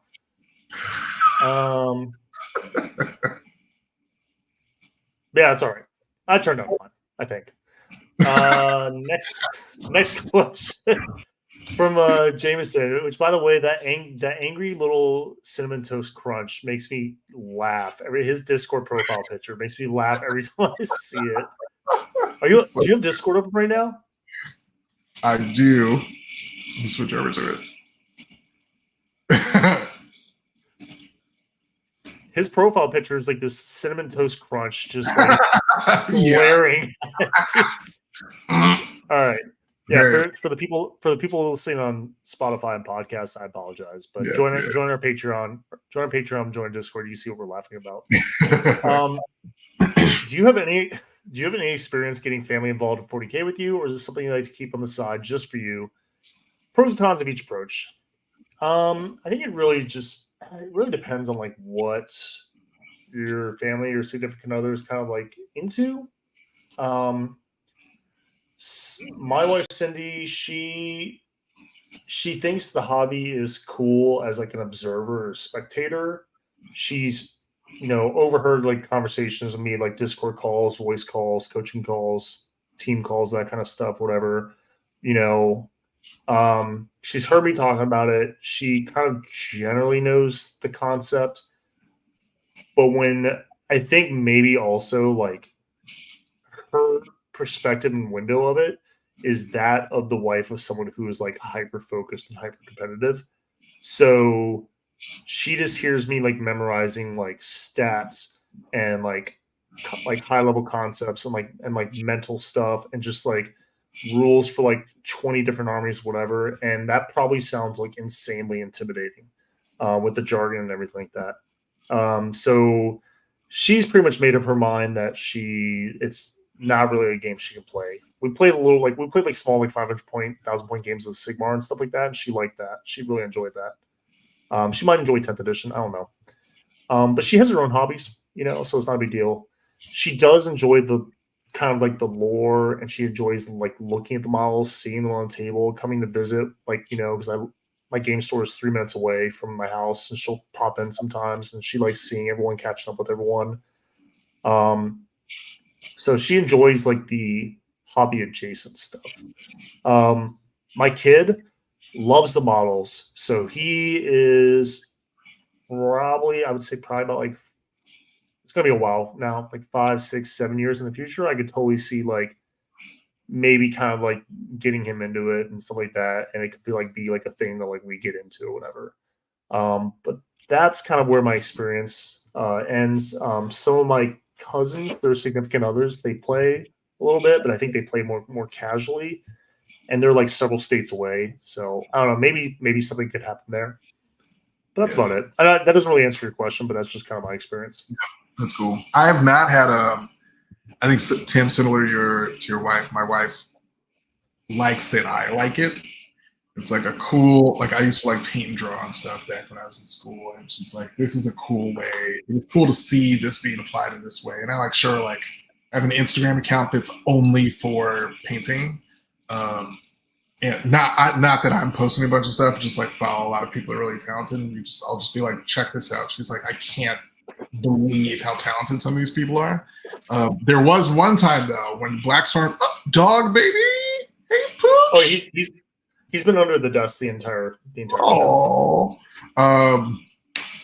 When Blackstone Fortress came out, I picked that up because I'm obsessed with like the Warhammer Quest vibe. Like I have a copy of the original one. It's amazing. Every now and then I break it out and play it. But when Blackstone Fortress came out, I picked it up. We played it like that weekend with my wife, her sister-in-law, her then fiance, now husband, and a couple of buddies of mine. And my sister-in-law she's a dancer on Broadway. She's on one of the shows. And like her ability to take in the rules and completely internalize them immediately with perfection was like one of the craziest things I had ever seen happen in real time. Like we basically like did a clean read through, and she was like, okay, I got it, let's go. And like she was in fact running the game and was really excited about it, which is really cool. I think it has something to do with like memorizing choreography. It's just like, oh yeah, it X and Y and all that stuff. But that was maybe the one time where like we were all actually playing the Games Workshop game together and having a lot of fun doing it. That's pretty cool. I think kind of waiting to see, but when the new Epic comes out, I might see if I can get her into that. Yeah. Just because that is a very good game for. They're only going to have like Marine. I think Marine and like the Horse Heresy version of Guard. I think is like their only factions, but that they said if that does well, they're going to expand it. That's also a very easy game system for like 3D printing and house ruling. Oh yeah. I've done that with Battlefleet Gothic, where I've just 3D printed 2 fleets, and I've used it when some of my 40K buddies, if like a lot of them, like my 40K buddies, like my wife and their wife like hit it off or whatever, and so we've had their family come over and stuff like that. We'll have like like barbecue, and the kids will play with each other, the wives will talk, whatever, and it'll just be me and the guy, and we're just sitting there, and we're like, it's kind of like a little too much to like just set up a 40K game and start playing, while the wife and kids are there or whatever. But just being able to set up like a small, 3 foot by 3 foot mat and play like a 40K adjacent game is pretty dope. So we've done that with Battlefield Gothic, where we just set up there's no terrain. Yeah. So you just set up like a 3x3 mat, and we pull out our 3D printed ships, and we just start trying to figure out this game from like the 90s, 2000s, like by ourselves, where the rules were just like insane. Yeah. And so we've had a lot of fun doing that. I can totally see doing the same thing with Epic. And that's those type of adjacent games that kind of get forgotten about are very good for like 3D printing, for house ruling, stuff like that. So I could totally see like printing like an Epic Ork army or an Epic Eldar army or something like that, and like, or an Epic Sisters army or whatever, and just maybe get my wife hooked that way. Whereas like just a little bit less of a buy-in. Tim, Battlefleet Gothic might be top 3 best sets of rules they've ever released ever. It's so good. It's for anyone who hasn't played it, it's kind of like it's similar to BattleTech in a way. Yeah. It's just like the ships can't stop. It's kind of like flyers from 40K, like they can't stop. So you have to you kind of figure out like where you're gonna go, because all the ships can do is like turn. I don't know. Can they stop? I think they can. No, I think even when they stop, they still move a little bit. The whole thing, yeah. They like drift a little bit. It's cool. It feels exactly like what you think it would play like. It's funny. I should bust it out and play it again sometime soon. Yeah. Now I've gotten lost again. How does one age gracefully? Whatever I say is going to sound stupid when I'm sitting right here across the cliff, but eat your vegetables, be active, and then drink lots of water and get plenty of sleep. Yeah. Stay curious and like take joy in small things. Like I lift up rocks for my kids to check out the worms underneath, and like they love it, and I also genuinely love it. I got like a random woodpecker in my park outside that was like, this woodpecker is like pecking the tree. This is so cool. I'm gonna go check this out. Like, I don't know. Try do what you can to maintain a childlike joy about the world. You'll feel better for it. Yeah. Don't stop reading either. Oh yeah, God. Reading is good. Always read. Always read. As a Dark Angels, I think he's supposed to be as a Dark Angels player, or maybe he's LARPing as actual Dark Angel. I don't know. As a Dark Angel that has a limited collection as a slow planer, what are some core units you think would be useful to have ready for when the DA Codex drops? I know there's a rumor of a Dark Angels refresh.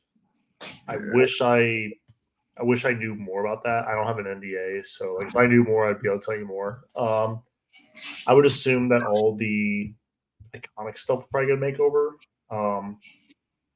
But I would say right now, like none of the meta armies like really need any like Dark Angel specific stuff, even if you run them as Dark Angels. The only thing I've really seen is the Ironstorm detachment with Redemptors and Whirlwinds,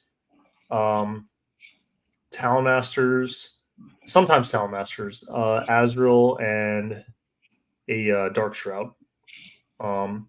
So Deathwing Knights are like one of those units that seem cool, but like they seem really good on paper, but like whenever I see them on the table, like they seem oppressive up until the point your opponent knows how to deal with them until they're not. So I would say unless you really like the sculpt, you could probably safely sit out those in a while, even though that sculpt is fine. And it's hard, man. Just because I know that a refresh is coming, I just don't know the time frame or the scale that it's coming. Azrael is not going to get a new kit because he just got a new kit, so I know that's a safe purchase. I don't really. I think they're slowly squatting Land Raiders. So I feel like the Talonmaster's time is limited. So unless you're really just trying to like go out there and like win events, whatever, you could probably skip the Talonmaster because I feel like that's speeders, right? Yeah. In general, I feel like anything Land Speeder feels like a really dubious purchase. They're going away. Yeah, I would honestly just stick to generic Marine stuff and then buy the new Primaris Azrael. Deathwing Knights are fine. It's a good sculpt. It's fine, but don't be surprised if like maybe a new sculpt comes out. But that sculpt does hold up pretty well. Beyond that, I would just stick to like the generic Space Marine stuff in general. But anytime you buy Space Marines, like you kind of bought into just constantly buying kits. I'm sorry, I wish I could sugarcoat it, but that's just how it is. You could also get the new Terminator kit and just be ready to add dive into your bits box or hit up your buddy that has a 3D printer or buy some random cloth and be ready to make those Deathwing Terminators. Yeah. That's a good shout from Dorian in the chats. The Black Knights will probably get refreshed. A Black Knight version of Outriders would be sick. It'd be sick. Yeah. So that'd be cool. Yeah, Games Workshop. Yeah, honestly, the only Dark Angel stuff I really feel safe buying would be Deathwing Knights because of the quality of the sculpt. Yeah. And Azrael. And then beyond that, I would just stick to generic Marine stuff. Inceptors. Scepters, Redemptors, Aggressors. I can't believe Whirlwinds are still around. I can't believe that unit hasn't got squatted. Just sticking around. That's a firstborn unit. Yeah. Oh. What is the smallest gift card amount you need to eat at Applebee's? $20. That's like an entree. Man, we went to random side note years ago when my wife and I were still dating. We went to this Applebee's on Flatbush Avenue in Brooklyn to watch Monday Night Football, and walked in there expecting it's Applebee's, can't be that pricey. Walked in, watched the game, got the check. It was like $105. I was like, what the fuck? How many drinks do you guys have? I mean, I don't I'm relatively large, so I had a lot of drinks, but I was still like what? How did we get here? Applebee's on the flashbang of the bill.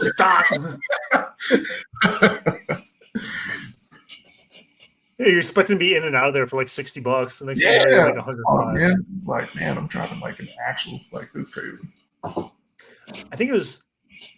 No, I'm thinking Chili's. I know Chili's is the thing where they do like the specials. Like they do like the 2-for-1 margaritas, and they do that combo where it's like an appetizer and 2 entrees for like pretty cheap, whatever. And I feel like if you just get that combo and you just slam the BOGO margaritas, like you're gonna be okay. Yeah. You're gonna be drunk and you're gonna be full. You're gonna be full on shitty food and chips, but whatever. You're the one that went to Chili's. You know why you're there. It's no shame. Yeah, I want some upper middle class casual American dining from a chain. Sure. From a Preston, will you be ruining Innis's Atlanta experience? I think he's talking directly to you here because the edit regarding Innis saying it'd be like 2,000 pounds for him to bring the swarm list. No, I'm not blowing 2,000 pounds to send Innis with Tyranid Swarm for Atlanta now. I mean, the finals in Atlanta, they're playing like servo skulls. So I mean, like I think you could probably get. Yes, they are. I think you can get them to play something stupid for way cheaper. Way cheaper.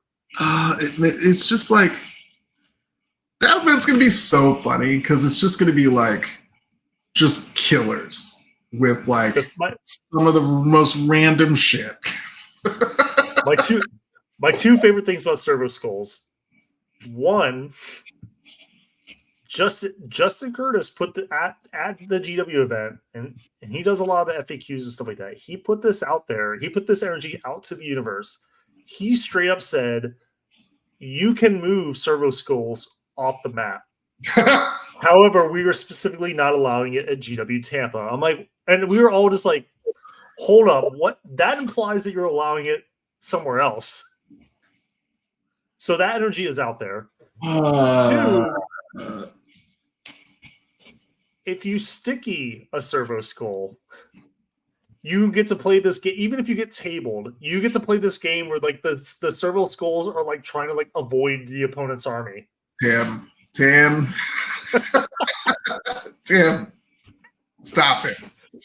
So the army's like just imagine like Death Guard, and they're like trying to chase down. They're moving like 4 or 5 inches, and they're trying to chase down these objectives that move 6 inches. And the objectives like, whoop, whoop, whoop. Yeah, you can actually be tabled, and you're still playing, but only with objectives. So that's in your head now. That shit can't be right. That's right. I'm telling you, man. That's what if you're gonna play servo skulls, bring some sort of way to sticky objectives. Fun times will ensue. I can't. This is why I have so much respect for you guys that like take this, that like go and play for real. Because like that's the kind of shit where like if that happened to me, if that was told to me to table I was playing on, I'd be like, I'm not. No, just no. Like I'm gonna. If that's true, it is so hilarious with World Eaters because they just die on it. 1 CP, they just. like that turns into me looking at me like I'm gonna go get shots until I'm blackout drunk because there's no way that this is a real thing that's happening. Would you like anything, sir? It gets better because Servo Skulls, the person whose turn it is, that's not who moves the objectives. They move every single turn, every single player turn by whoever controls the objective. Can you imagine showing up to like a professional basketball game? Like you hit the stadium, you hit the NBA game, and suddenly for that game only, the rims just like are constantly moving between 6 and 12 feet tall the whole game. And you're just like, what are we doing? Is this a cardinal game? We're like, nah, man, this is the pros. This is how we do it. Like, the fuck? What are you talking about? I would pay to watch that. I would definitely pay more than $0 to watch that game. I too would pay to watch that game, but that is not how I would expect every single game at a high level of competition to be played. I'm sorry, so if World Eaters weren't already the most fun army, you could just be sitting on an objective, minding your own business, and in your opponent's turn, they blast you off the objective. You're like, okay, bet, you die, you pay 1 CP, you stick the objective, and then you move it away from your opponent. That's on their turn. Cool. Cool. Tom H. Innes needs Waffle House in his life. Yes, but he specifically needs 3 a.m. Waffle House in Atlanta in his life. Whew. Which may or may not also involve either observing or inadvertently participating in a fight.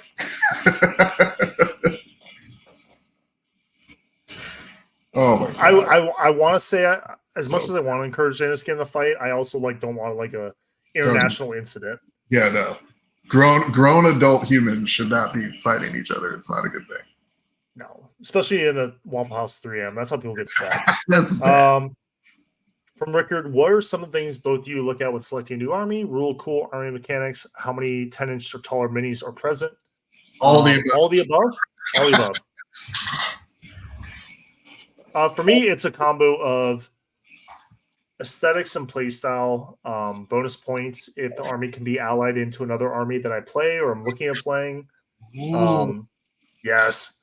See, aesthetics, playstyle, 10 inches or taller. Go.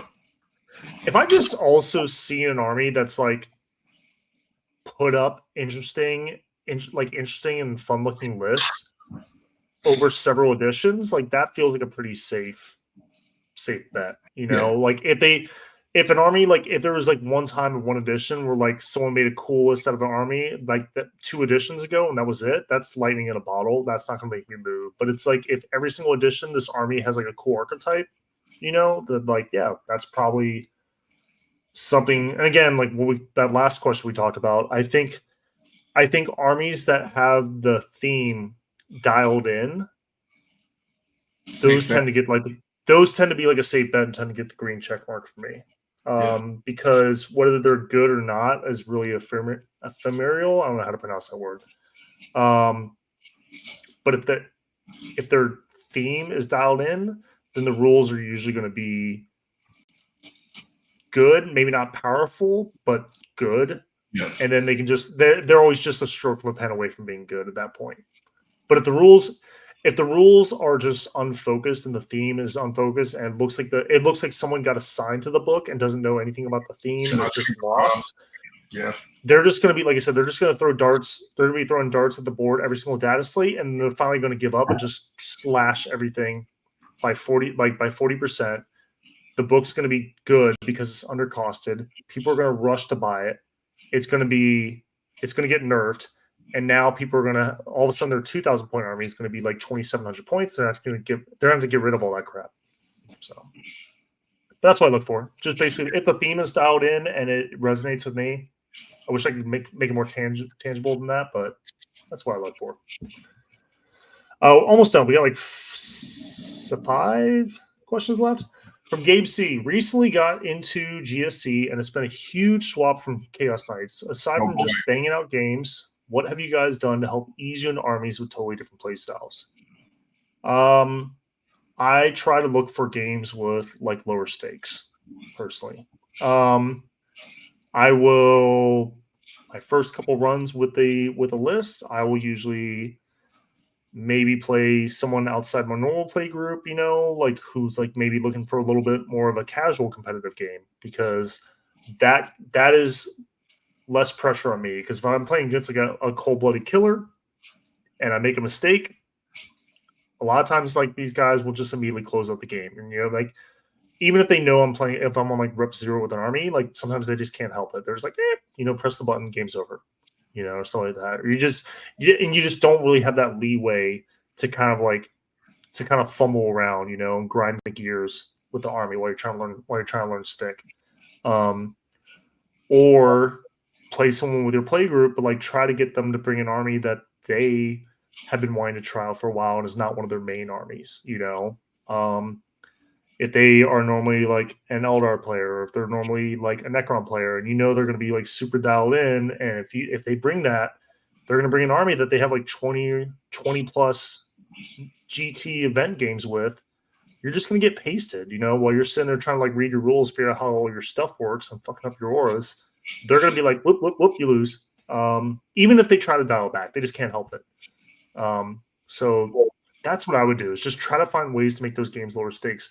RTTs are great for this. I love RTTs for getting reps with games, because with armies that I'm trying to like get the hang of, because for me it's like lower stakes, but it's very casual competitive. So people are kind of like, they're bringing their B+ game, I guess, which is right around where I'm trying to land. I want some pressure. I want a little bit of pressure and a little bit of resistance, but I also don't want to be like out there fighting for my life while I'm trying to like learn an army. What about you, Cliff? Safe place to make mistakes. That's it. I think you nailed it. Yep. Yeah, safe place to make mistakes.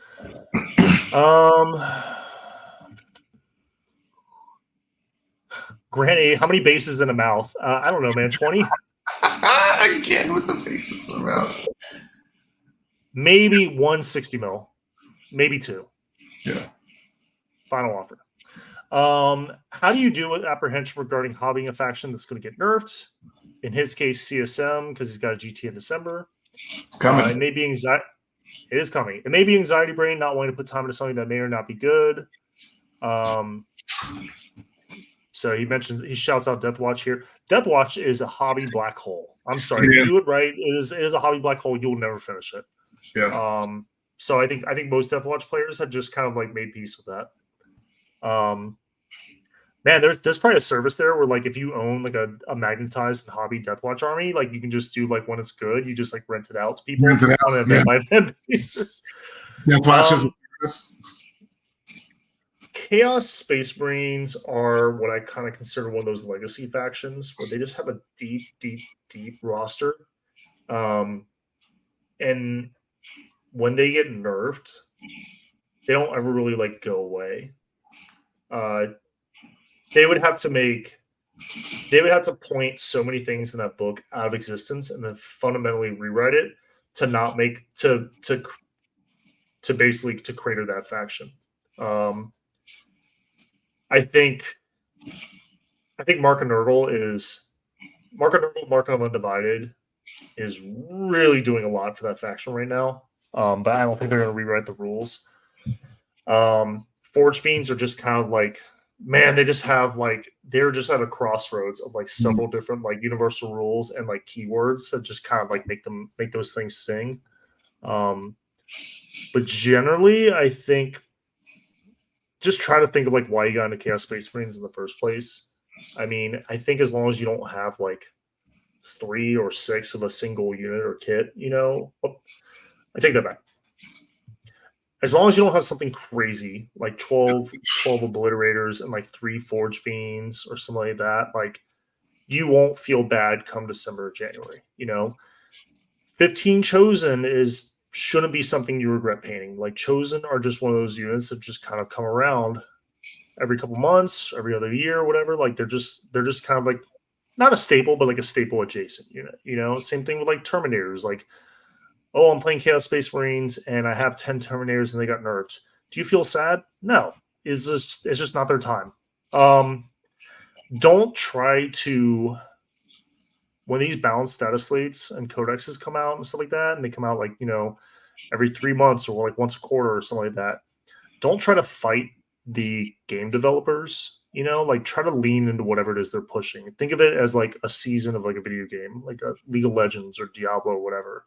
You're like, okay, well, this season they're trying to steer us towards mechanized armies. Okay, well, let's just lean into that. Our infantry is going to be on the shelf for a couple months. So let's pull out the dreadnoughts, let's pull out the tanks, let's pull out the demon engines, and let's see what we can do. Next season comes around. Now they want us to play like transports and infantry. Okay, let's pull it out and let's see what we got. Let's kind of like throw some stuff at the wall. This stuff seems good. Let's kind of see what like the optimized kind of list they're pushing us towards. So instead of fighting, sorry, I hit my mic. Instead of fighting them, just try to like treat it as like a temporary season and like lean into whatever the theme of that season is. And in 3 months, it'll change again. That'd be my advice. Yeah, I think we'll just go back to the same thing we were saying when you're thinking about starting a new faction, which is like you got to be able to ask yourself all these questions. You can't make calls based on whether or not something is nerf, because through the magic of all of the data tracking that like we and lots of other people provide, you can see who's going to get nerfed and who's not in real time, and it doesn't necessarily like affect. That should not affect like whether or not you will enjoy the act of acquiring, hobbying up, and playing the models. And God, yeah, GSC has such a large hobby lag; it's crazy. And just be aware of like, given the time frame, given that we know for sure that there is a quarterly update to the game via points or real rules, rewrites, and updates.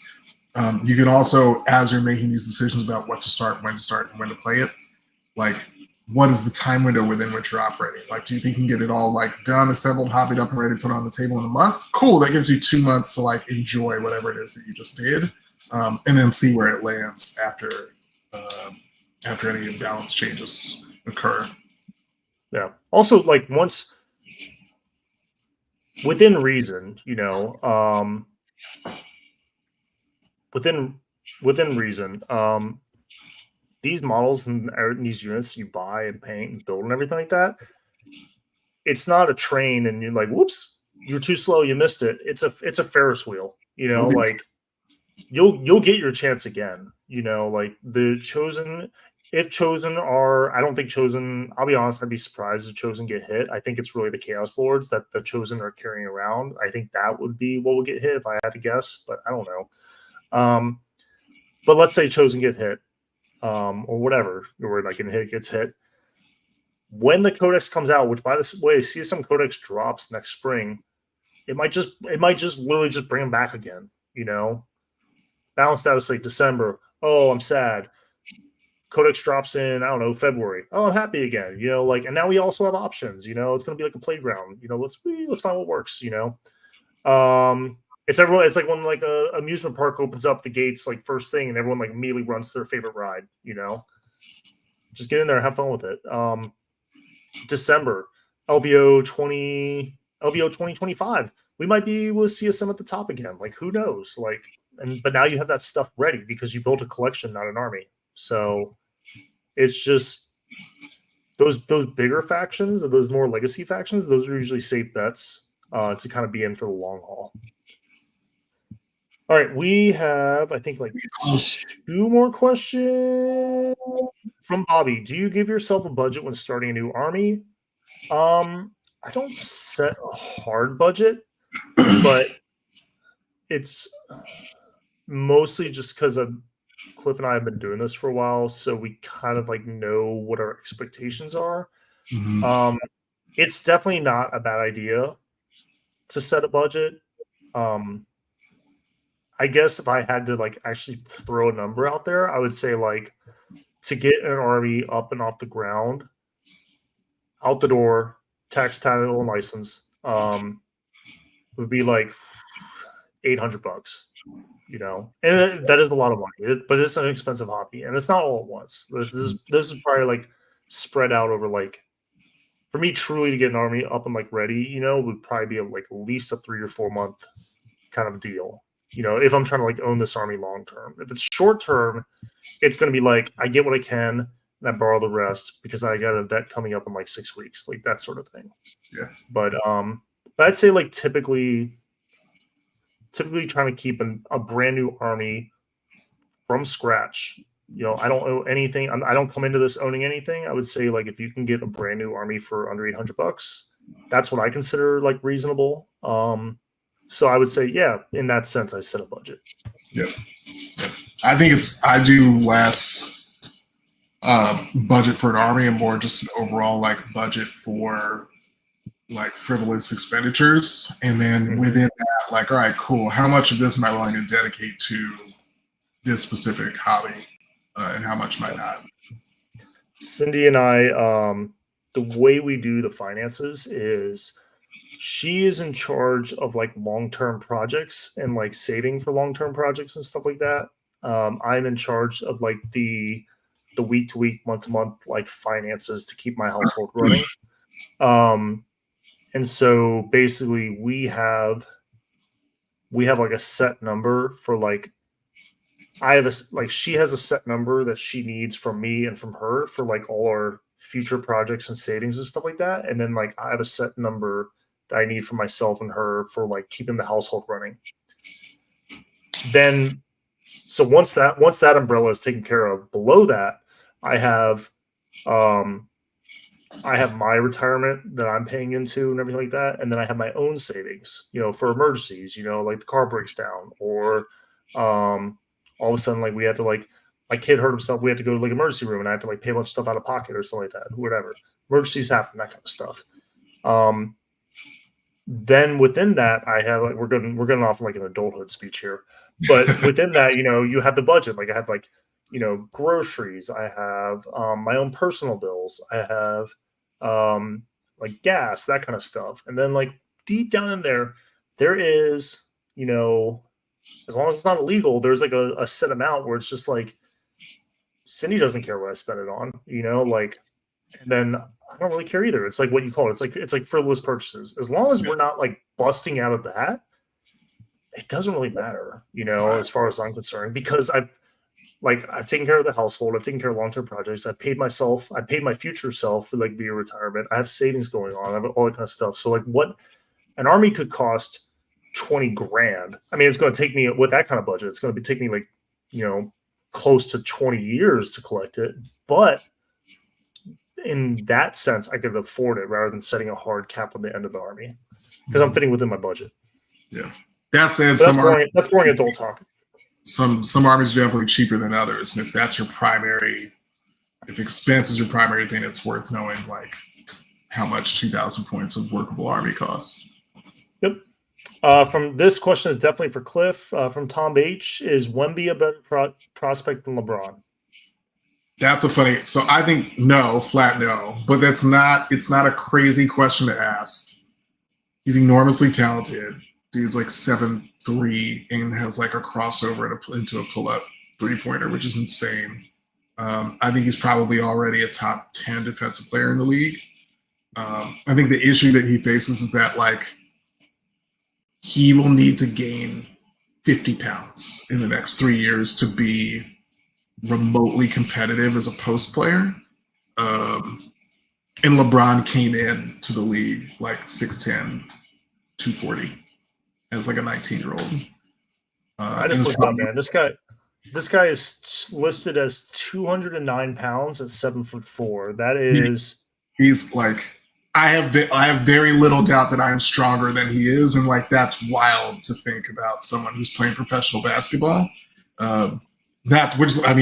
He's ridiculously gifted athletically, but like there's of course, but like when he gets picked, does he just like die? Does he fly into the rafters? Like what happens? Like Grant Williams was keeping him out of the paint during their game against Dallas. Like it's just not. And Grant Williams is like 6'4", 6'5". He's like my size. It's just not workable. Yeah, I can totally see that. That is way too thin for that weight. Yeah, he's got a lot of upside. LeBron is just like we might not see another human being like LeBron James for another 20 years. Like it's just, LeBron is a freaking nature, and I mean that like in the most complimentary way possible. It's the same shit as Shaq. Last question, unless someone sneaks one in the chat. From Richard, is it worth giving up my 1 game a week for around a month to go to an RTT? I can't do both due to balancing commitments and spending time with my better half. So I'm just wondering if potentially playing a few games against different armies, maybe better players, could be a worthwhile experience in order to improve myself. That's a great question. I will say that would probably usually be a side grade. It'll also depend on how you're practicing. If your 1 game a week is a re-rack session and your opponent brought like maybe like multiple armies or multiple archetypes or something like that, then and this is like an actual like workshop where it's kind of like you deploy, your opponent immediately like shoots the crap out of you, and you're like, ah, crap. And you're like, okay, that's an L.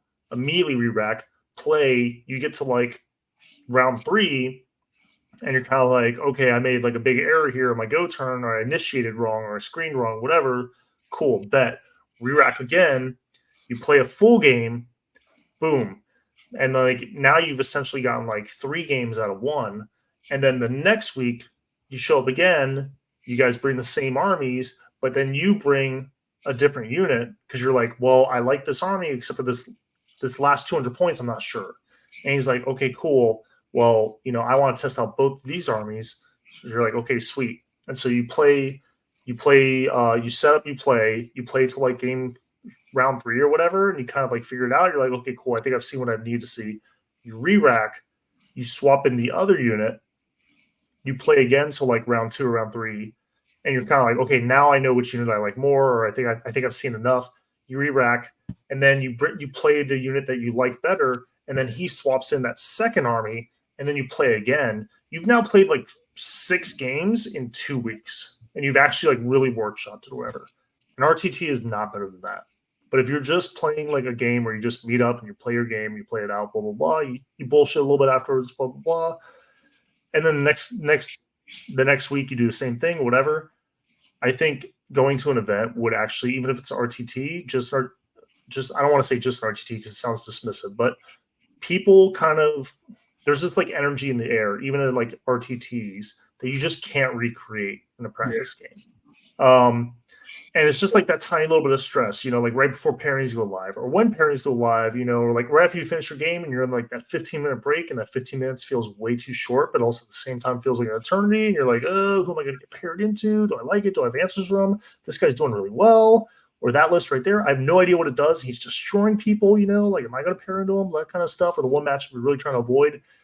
And, and like people are shuffling around, and like you're on a timer, and you forgot something at your last table, or like that taco that you ate during lunch is not sitting quite right. And there's all these little stressors. And playing that, and then playing against opponents who are like kind of like have a little bit of a sharper edge to them because they're playing on a clock, or they're playing for competition, even if it's like casual competition, even though they're chill, people just play differently at events. They play a little bit sharper, they're a little bit more on it. And that is actually a good skill. That's a skill it's worth like getting reps with and practicing. So I'd say normally it's like a side grade. Like I said, if you're doing true, like no kidding workshops with the goal to get better for your practice games, then no, an RTT would not be better than that. But if you're just showing up and you're just meeting a guy and you're playing a game, you're doing a little bit of feedback and then you're leaving, then I would just say, just save it and just go play the RTT. Word, 10 out of 10, no notes.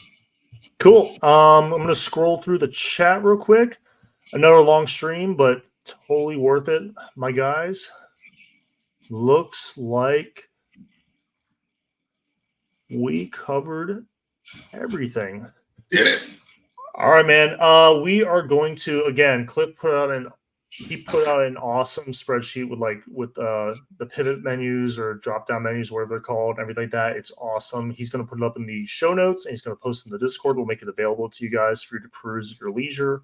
I hope that this has really been helpful with the Christmas box sets, reviewing the combat patrols for those factions, and then talking a little bit about how to buy and sell armies and how to kind of get stuff up and running, and what mental headspace you should be in or changing factions wholesale. Hope this really helps. Cliff, anything you wanna add? That's it. Thanks for joining us. Hit us up at stat-check.com. Hit us up on Patreon. We're StatCheck. Hit us up on YouTube. We're StatCheck. All the shows, all the things. Join us in Discord. There's like tons of lists flying around, especially after the Vibe Check League. We got like 32 teams. How many teams are in there? I think it's like north of 30 teams. That's just ridiculous. Last time, I think we have like at least 5-man teams, so I don't know. We're like 150 plus players right now. It's insane. Yeah, it's big teams tournament in the Discord. Lots of cool lists flying around. Just like a lot of good work in there happening. Come in, join us, have fun, learn how to play, get better. Look at all the ridiculous paint jobs in the hobby channel. And yeah, thanks for watching. Thanks for tuning in. All right, guys, it's late, so I'm gonna let you all go. Thanks for hanging out with us. Thanks for staying up late, and we'll see you guys in the Discord.